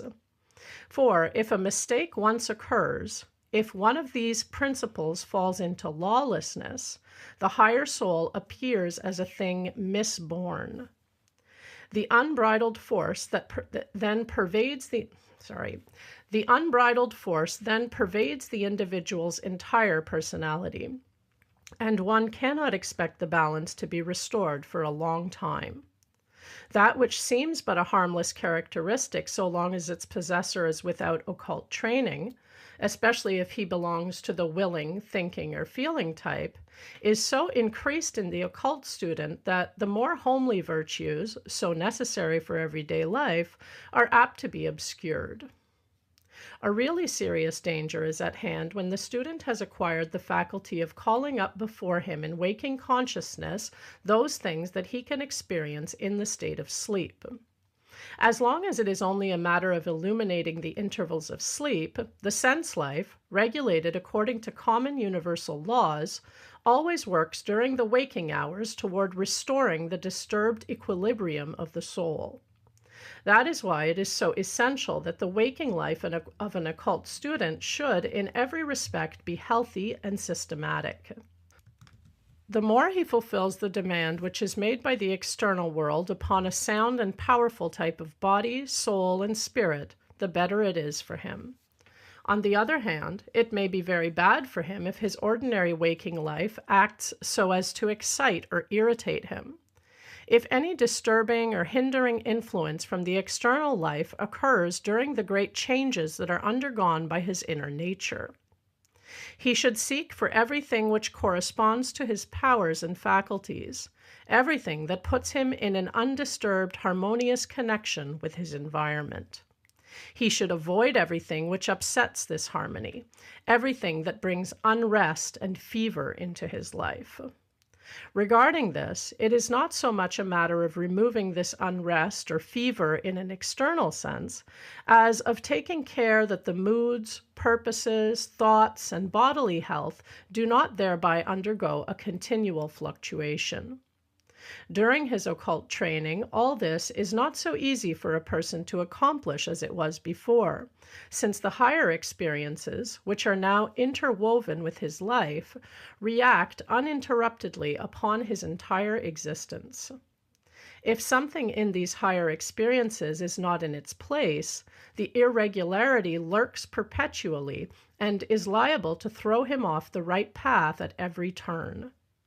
For this reason, the student should omit nothing which will secure for him a lasting control over his entire nature, nor should presence of mind and a peaceful survey of all possible situations in life ever be allowed to desert him.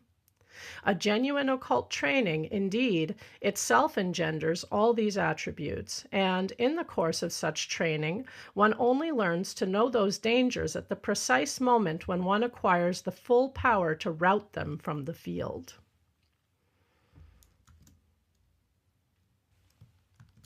Chapter 6.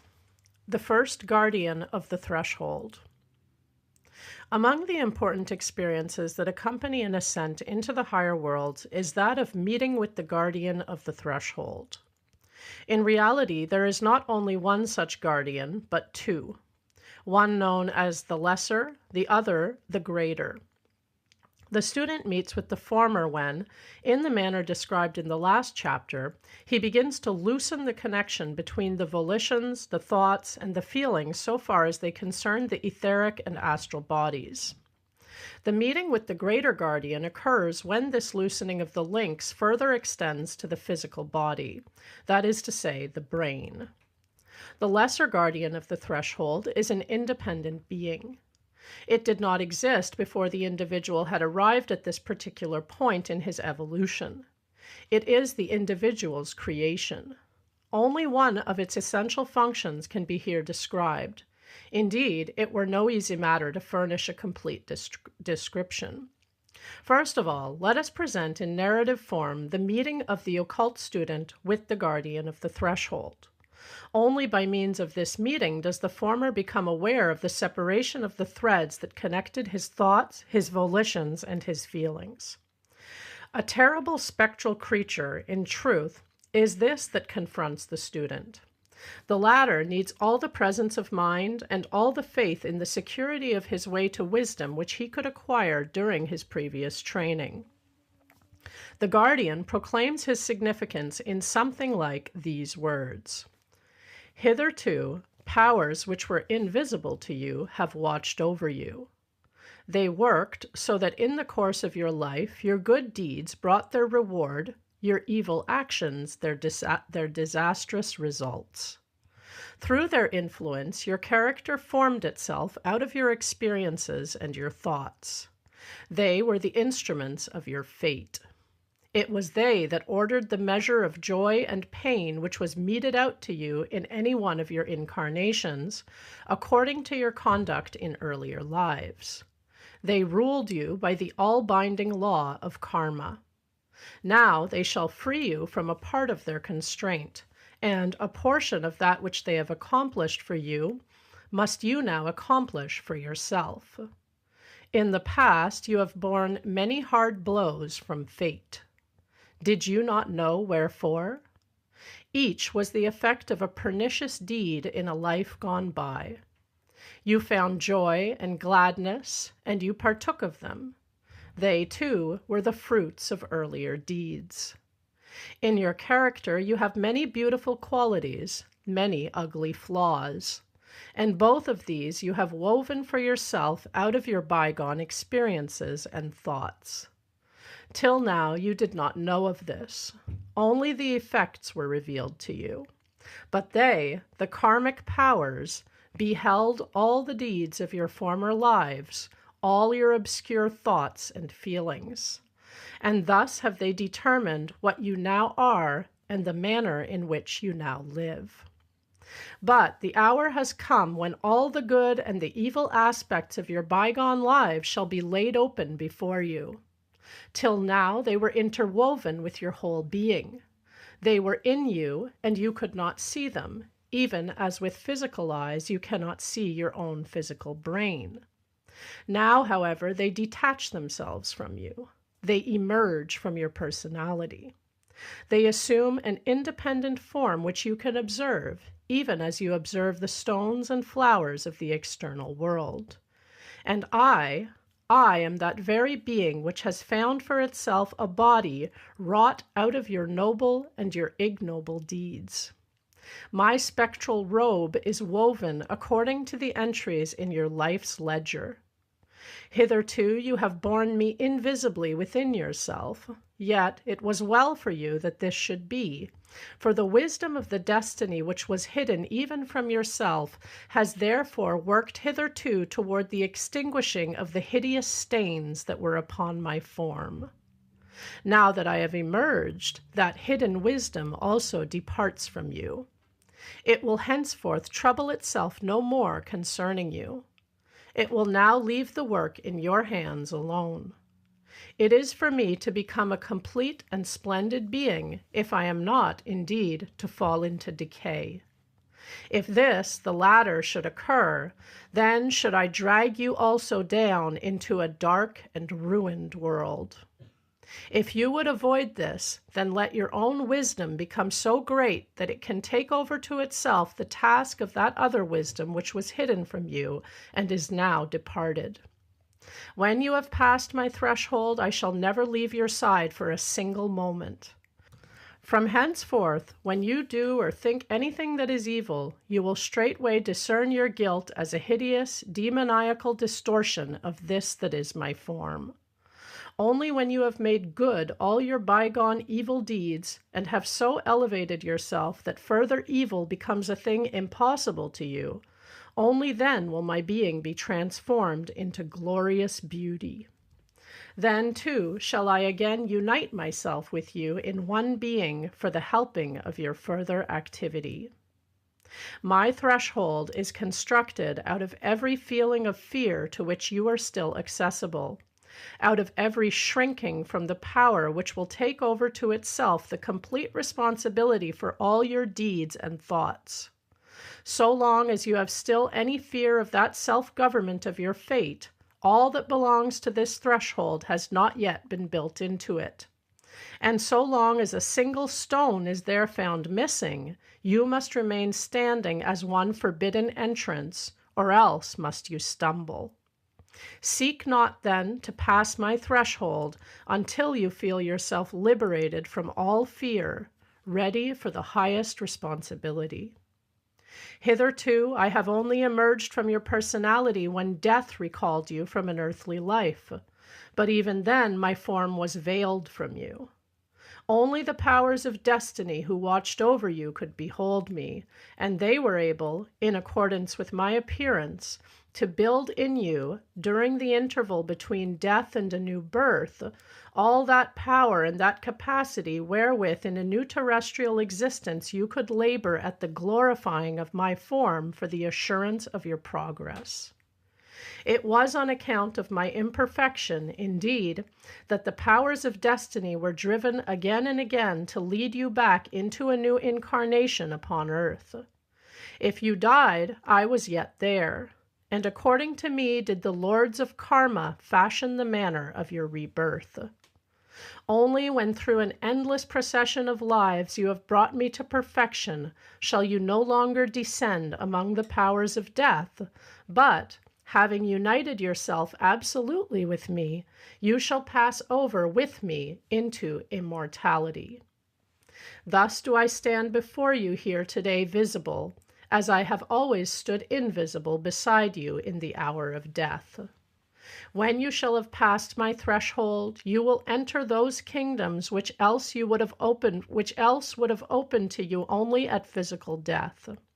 You will enter them with full knowledge, and henceforth, when you wander outwardly visible upon the earth, you will also move through the kingdom of death, which is the kingdom of eternal life. I am indeed the angel of death, yet at the same time I am the bringer of an imperishable higher life.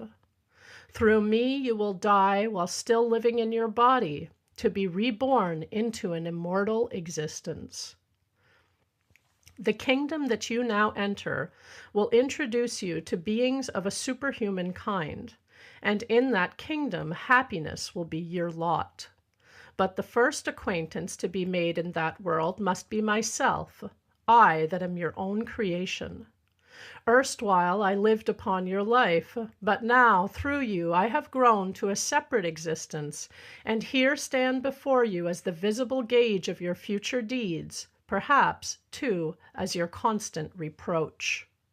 You were able to form me, but in so doing you have taken up the duty of transforming me. What has here been presented in a narrative form, one must not imagine to be merely something allegorical, but realize that it is an experience of the student which is in the highest degree actual. The guardian will warn him not to go further if he does not feel in himself the power necessary for the fulfillment of those demands which have been set forth in the preceding speech. Although the form of the guardian is so frightful, it is yet nothing but the effect of the student's own past lives, his own character, risen out of him into an independent life. This awakening is brought about by the mutual separation of the volitions, the thoughts, and the feelings. It is an experience of the deepest significance when one feels for the first time that one has produced a spiritual being. The next thing to be aimed at is the preparation of the occult student so that he can endure the terrible sight without a vestige of timidity, and at the moment of the meeting, really feel his power to be so increased that he can take it upon himself to effect with full realization the glorifying of the guardian. A result of this meeting with the guardian of the threshold, if successful, is that the next physical death of the student is an event entirely different from what death was before. He consciously goes through the death whereby he lays aside the physical body as he lays aside an outworn garment or one that is grown useless on account of a sudden rent. This, his physical death, is now only an important fact, as it were, to those who have lived with him, whose perceptions are still restricted to the world of the senses. For them, the occult student dies, but for himself, nothing of importance in his whole environment is changed. The entire superphysical world into which he steps already stood open to him before death, and it is the same world that after death confronts him. Now, the guardian of the threshold is also connected with other matters. The individual belongs to a family, a nation, a race. His deeds in this world depend upon his relationship to this greater unit. His individual character is likewise connected with it. The conscious deeds of a single person are by no means the sum of all he must reckon with in respect of his family, stock, nation, and race. There is a destiny, as there is a character, pertaining to the family or to the race or the nation. For the person who is restricted to his senses, these things remain as general ideas, and the materialistic thinker will regard the occult scientist contemptuously when he hears that for the latter, the family or national character, the lineal or racial destiny, becomes just as real a being as the personality which is produced by the character and destiny of the individual. The occultist comes to know of higher worlds in which the separated personalities are discerned as members, like the arms, legs, and head of an individual. And in the life of a family, of a nation, or a race, he sees at work not only the separate individuals, but also the very real souls of the family, nation, or race. Indeed, in a certain sense, the separate individuals are only the executive organs of this family or racial spirit. In truth, one can say that the soul of a nation, for example, makes use of an individual belonging to that nation for the execution of certain deeds. The national soul does not descend to sensible reality.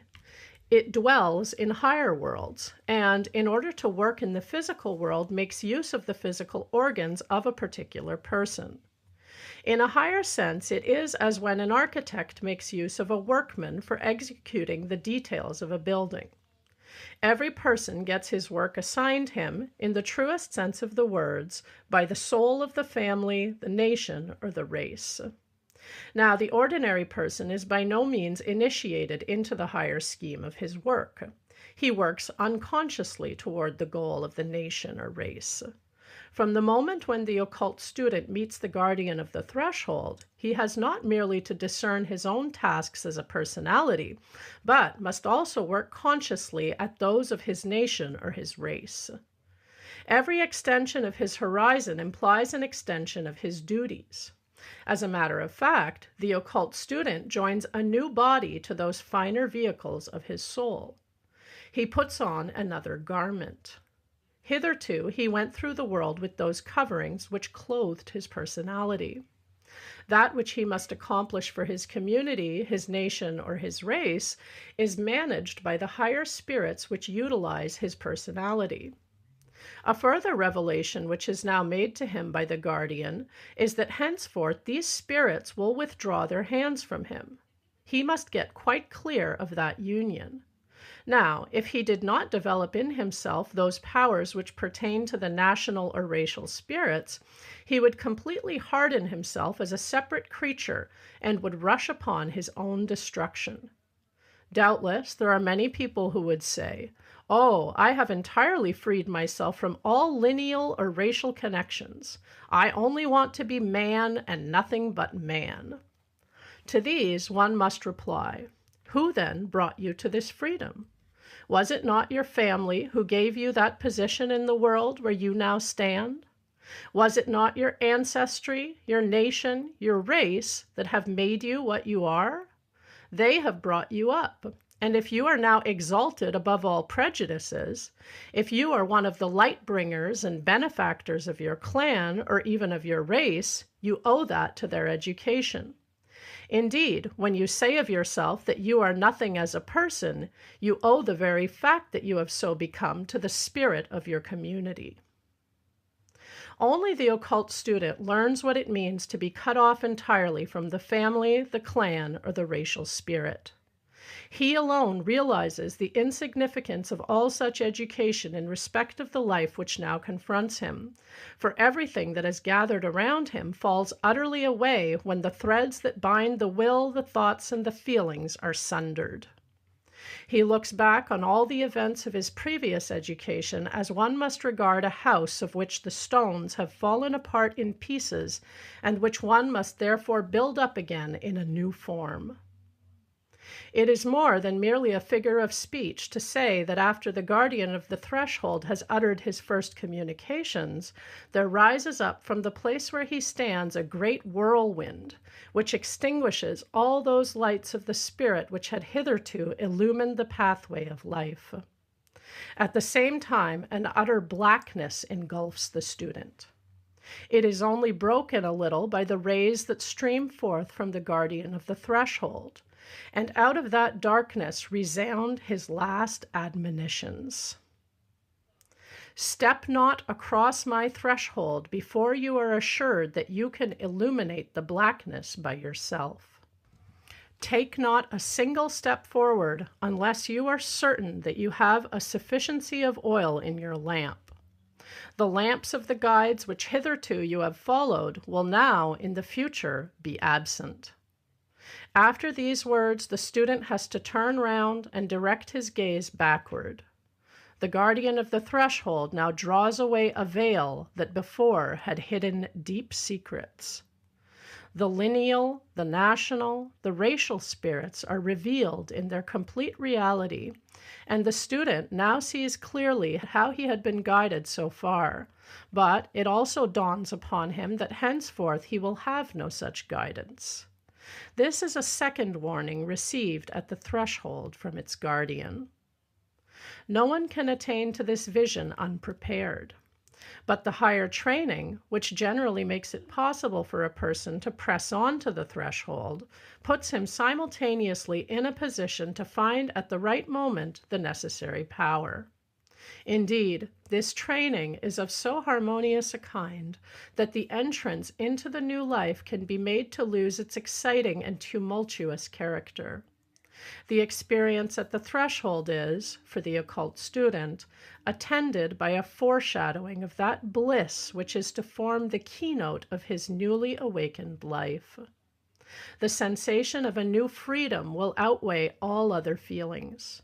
And together with this sensation, the new duties and the new responsibilities will seem as something which must needs be undertaken by a person at a particular stage in his life. Chapter 7, The Second Guardian of the Threshold. It has already been shown how important for the individual is the meeting with the so-called lesser guardian of the threshold, because he then becomes aware of a superphysical being which he has himself created.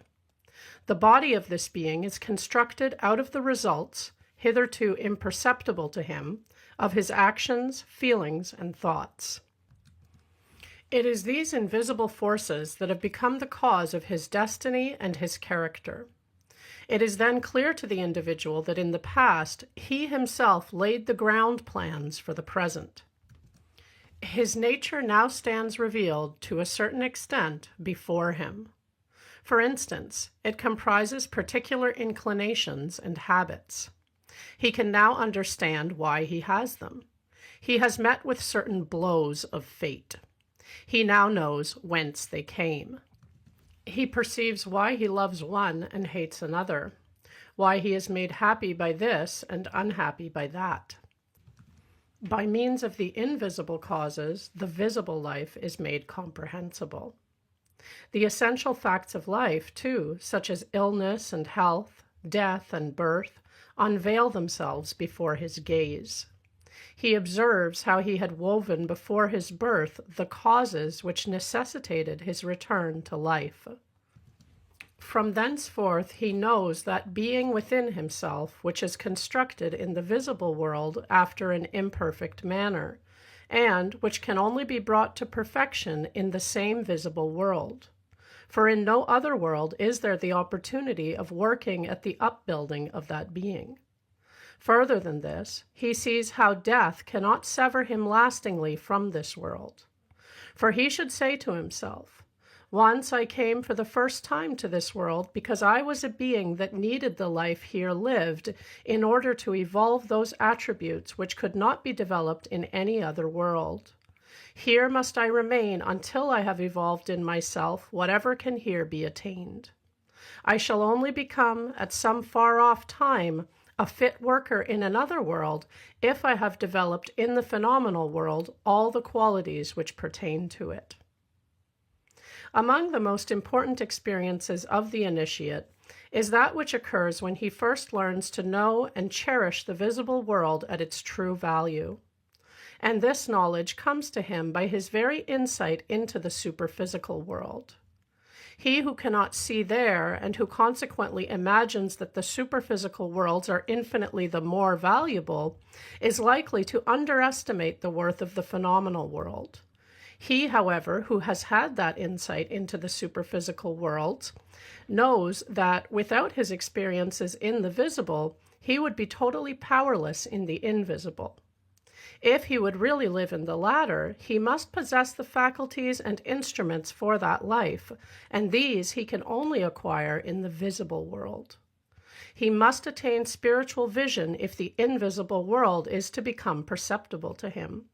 But this power of vision in a higher world is gradually developed through the experiences of the lower. One can no more be born into a spiritual world with spiritual eyes if one has not prepared them in the world of sense than a child could be born with physical eyes if they had not already been formed in the mother's womb. From this standpoint, it will also be obvious why the threshold to the superphysical world is watched by a guardian. In no case may a true vision of that sphere be granted to a person who has not yet acquired the necessary faculties. For this reason, at each death, a veil is drawn over the realities of the other world when a person enters it while still incapable of working within it. He should only behold them when he is ripe for it. When the occult student enters the superphysical world, life assumes quite a new meaning to him, for in the world of sense he discerns the seed ground of a higher world. So that in a certain sense, this higher will seem very defective without the lower. Two outlooks are opened before him, the first into the past, the second into the future. He looks into a past when this visible world was not. Long ago had he outgrown the fancy that the superphysical world had developed itself out of the sense world. He well knows that the superphysical was the first, and that out of it everything phenomenal has been evolved. He sees how he himself, before he came for the first time to this phenomenal world, belonged to a world superior to the senses. Yet this, the pristine superphysical world, needed to pass through the physical. Without such a passage, its further evolution would not have been possible. Only when the beings of the phenomenal world have developed within themselves the faculties that correspond to that world can the supersensual beings again move onward. These beings are no other than men and women. They have arisen, as they now live, from an imperfect stage of spiritual existence, and must, in their own inner nature, bring about its completion whereby they will then be fit for further work in the higher world. Thus begins the outlook into the future. It points to a higher stage in the supersensual world. In this will appear the fruits which have been matured in the world of sense. The latter, as such, will be superseded, but its experiences will be incorporated into a higher sphere. Thus is revealed the raison d'être of illness and death in the world of sense. Death is nothing else than a sign that the former superphysical world had arrived at a point from which it could not make any further progress by itself. It would necessarily have had to undergo a universal death if it had not received a new life impulse, and the new life has thus come down to battle with universal death. Out of the remnants of a world decaying and chilly blossoms the seed of a new world. That is why we have death and life in the world. Slowly things pass over into each other. The decaying portion of the old world still adheres to the seeds of the new life, which indeed arose out of it. The fullest expression of this may be found among human beings. Man bears as a covering that which he has gathered about him in the old world, and within this covering is formed the germ of that being which in the future will have life. He is therefore of a double nature, mortal and immortal. In his ending state, he is mortal. In his beginning state, immortal. But it is only within this twofold world, which finds its expression in the physical, that he can acquire those faculties which will conduct him to the undying world. Indeed, his task is precisely to draw out of the mortal the fruits of the immortal. If he glances at his own nature, which he himself has formed in the past, he cannot but say, "I have in me the elements of a decaying world. They are at work in me, and only little by little can I break their power by means of the newly created immortal elements." Thus, man goes on his way from death to life. He applies to life what he learns through death. If in full consciousness he could speak to himself in his death hour, he might say, "Death is my teacher.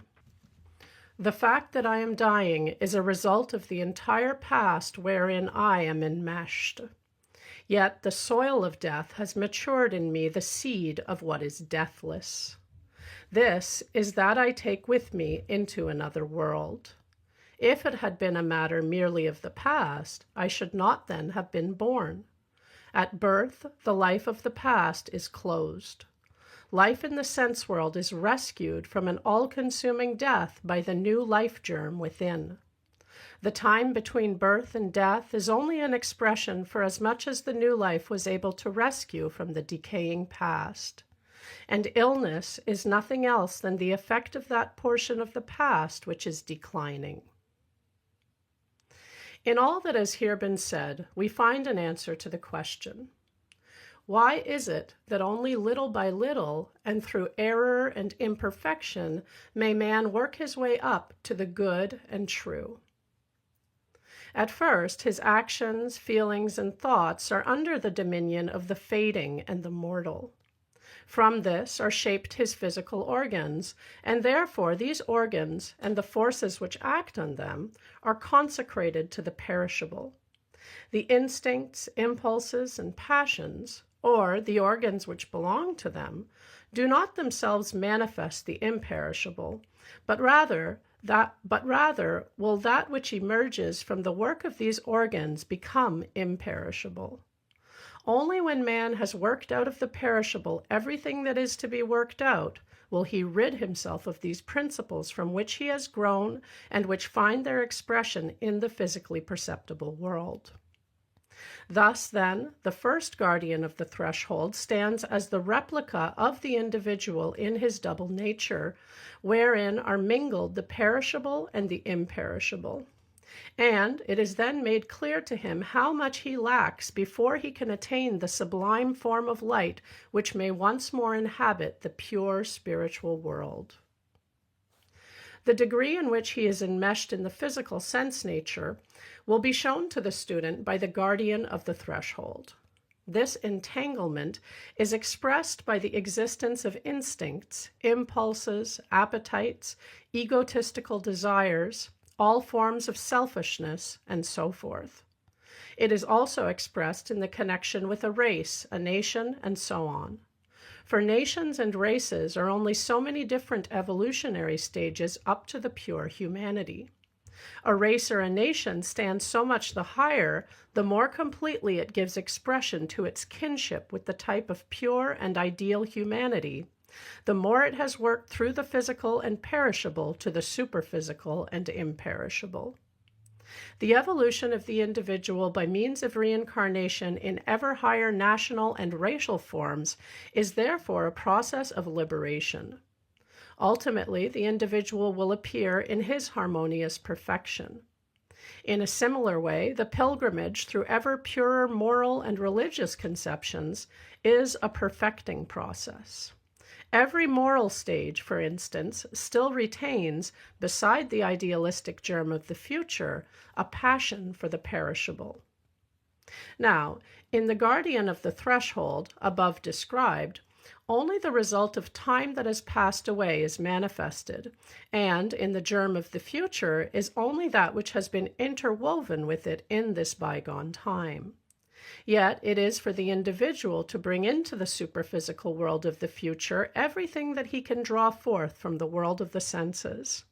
If he should only bring that which, coming from the past, is commingled with his counterpart, he would only partially have fulfilled his earthly task.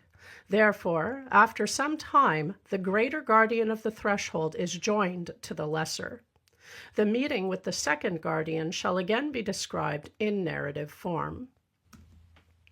When the individual has recognized all those qualities from which he has to free himself, his way is stopped by a sublime and luminous form, whose beauty it is quite impossible to describe in human language. This meeting occurs when the organs of thinking, feeling, and willing have so far loosened themselves, even in their physical connections, that the regulation of their reciprocal relations is no longer managed by themselves, but by the higher consciousness, which has now entirely separated itself from the physical conditions.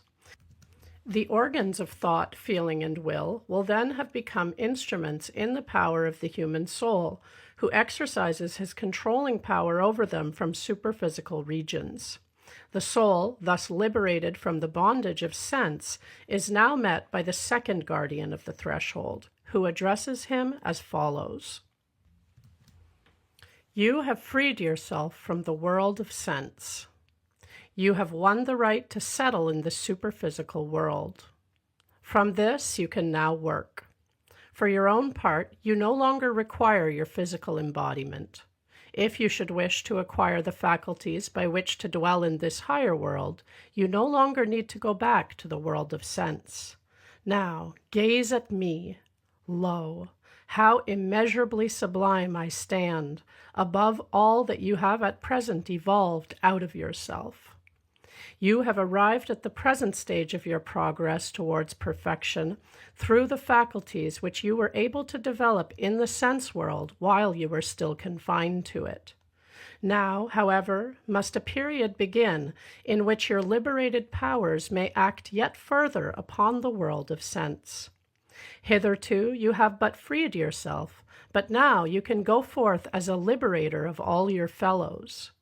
As an individual have you striven until today, but now shall you associate yourself with the whole, so that you may bring not yourself alone into the superphysical world, but all things else that exist in the world of phenomena. It shall be open for you to unite yourself with my form, but I cannot be blessed where there is yet anyone unredeemed. As a separate freedman, you would like to enter at once into the kingdom of the superphysical, but then would you have perforce to look down on the still unliberated creatures in the world of sense, and you would have separated your destiny from theirs. Yet you and they are all linked with each other.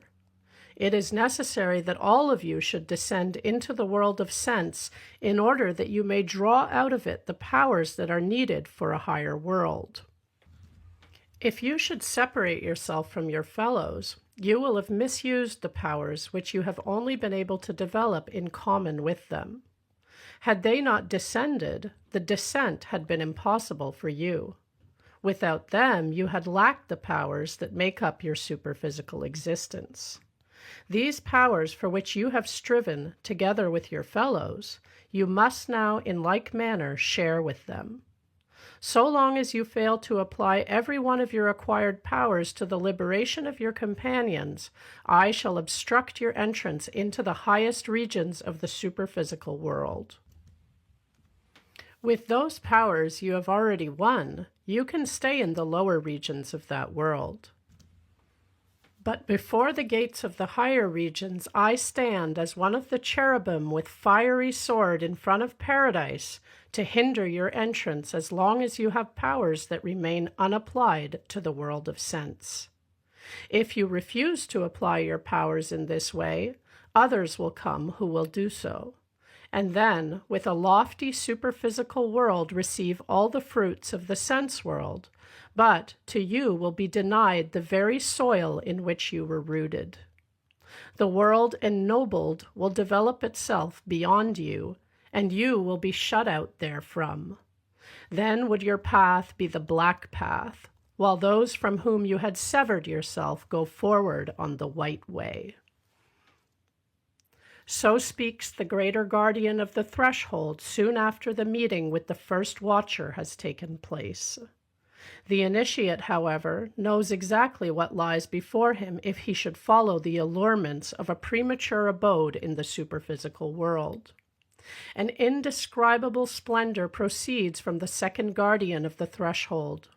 Union with him appears as a remote ideal to the gazing soul, yet simultaneously comes the certitude that this union will only be possible if the initiate has applied to the task of redeeming and liberating this world every power which has come to him therefrom. If he resolves to fulfill the demands of that luminous form, he becomes one of those who lead humanity to freedom. He brings his gifts to the altar of mankind. But if he prefers his own premature elevation into the superphysical world, then will he be submerged in the stream of human evolution. After his liberation from the world of sense, he can win no new powers. If he places his work at the disposal of the world, he must renounce the prospect of acquiring anything further for himself.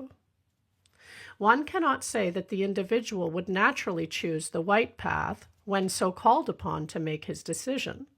This depends entirely upon whether at the time of making the decision he is so exalted that no touch of selfishness would make the allurement of such beatitude appear desirable. For these allurements are the strongest possible, while, on the other side, no specific allurements exist. Nothing there evokes his egotism. That which he obtains in the higher regions of the superphysical is nothing that comes to him, but solely something which proceeds from him. That is to say, the love of his fellows. Nothing that egotism desires is denied upon the black path. On the contrary, the fruits of this way consist precisely in the complete gratification of egotism, and therefore, if anyone merely desires bliss for himself, he would certainly travel down that way, since it is the appropriate path for him. No one, therefore, should expect the occultist of the white path to give him instruction concerning the development of his egotistical self. The occultist has not the smallest interest in the beatification of the individual.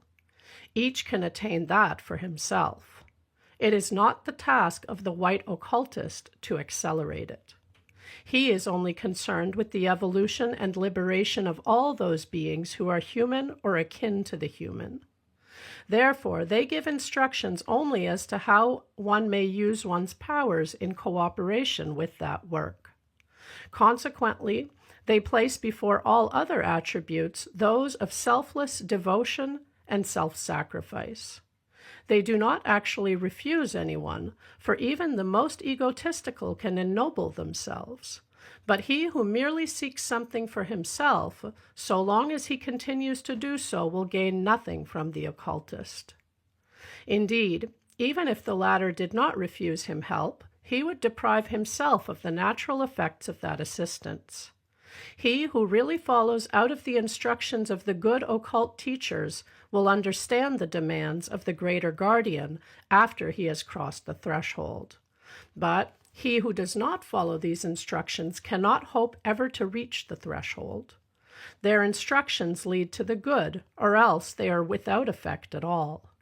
For to guide us to egotistical beatitude and a mere existence in the superphysical world is outside the circle of their task. It is part of their duty to hold back the student from the celestial world until he can enter it with a will devoted entirely to selfless labor. End of the book, Initiation and its Results. Thank you for listening.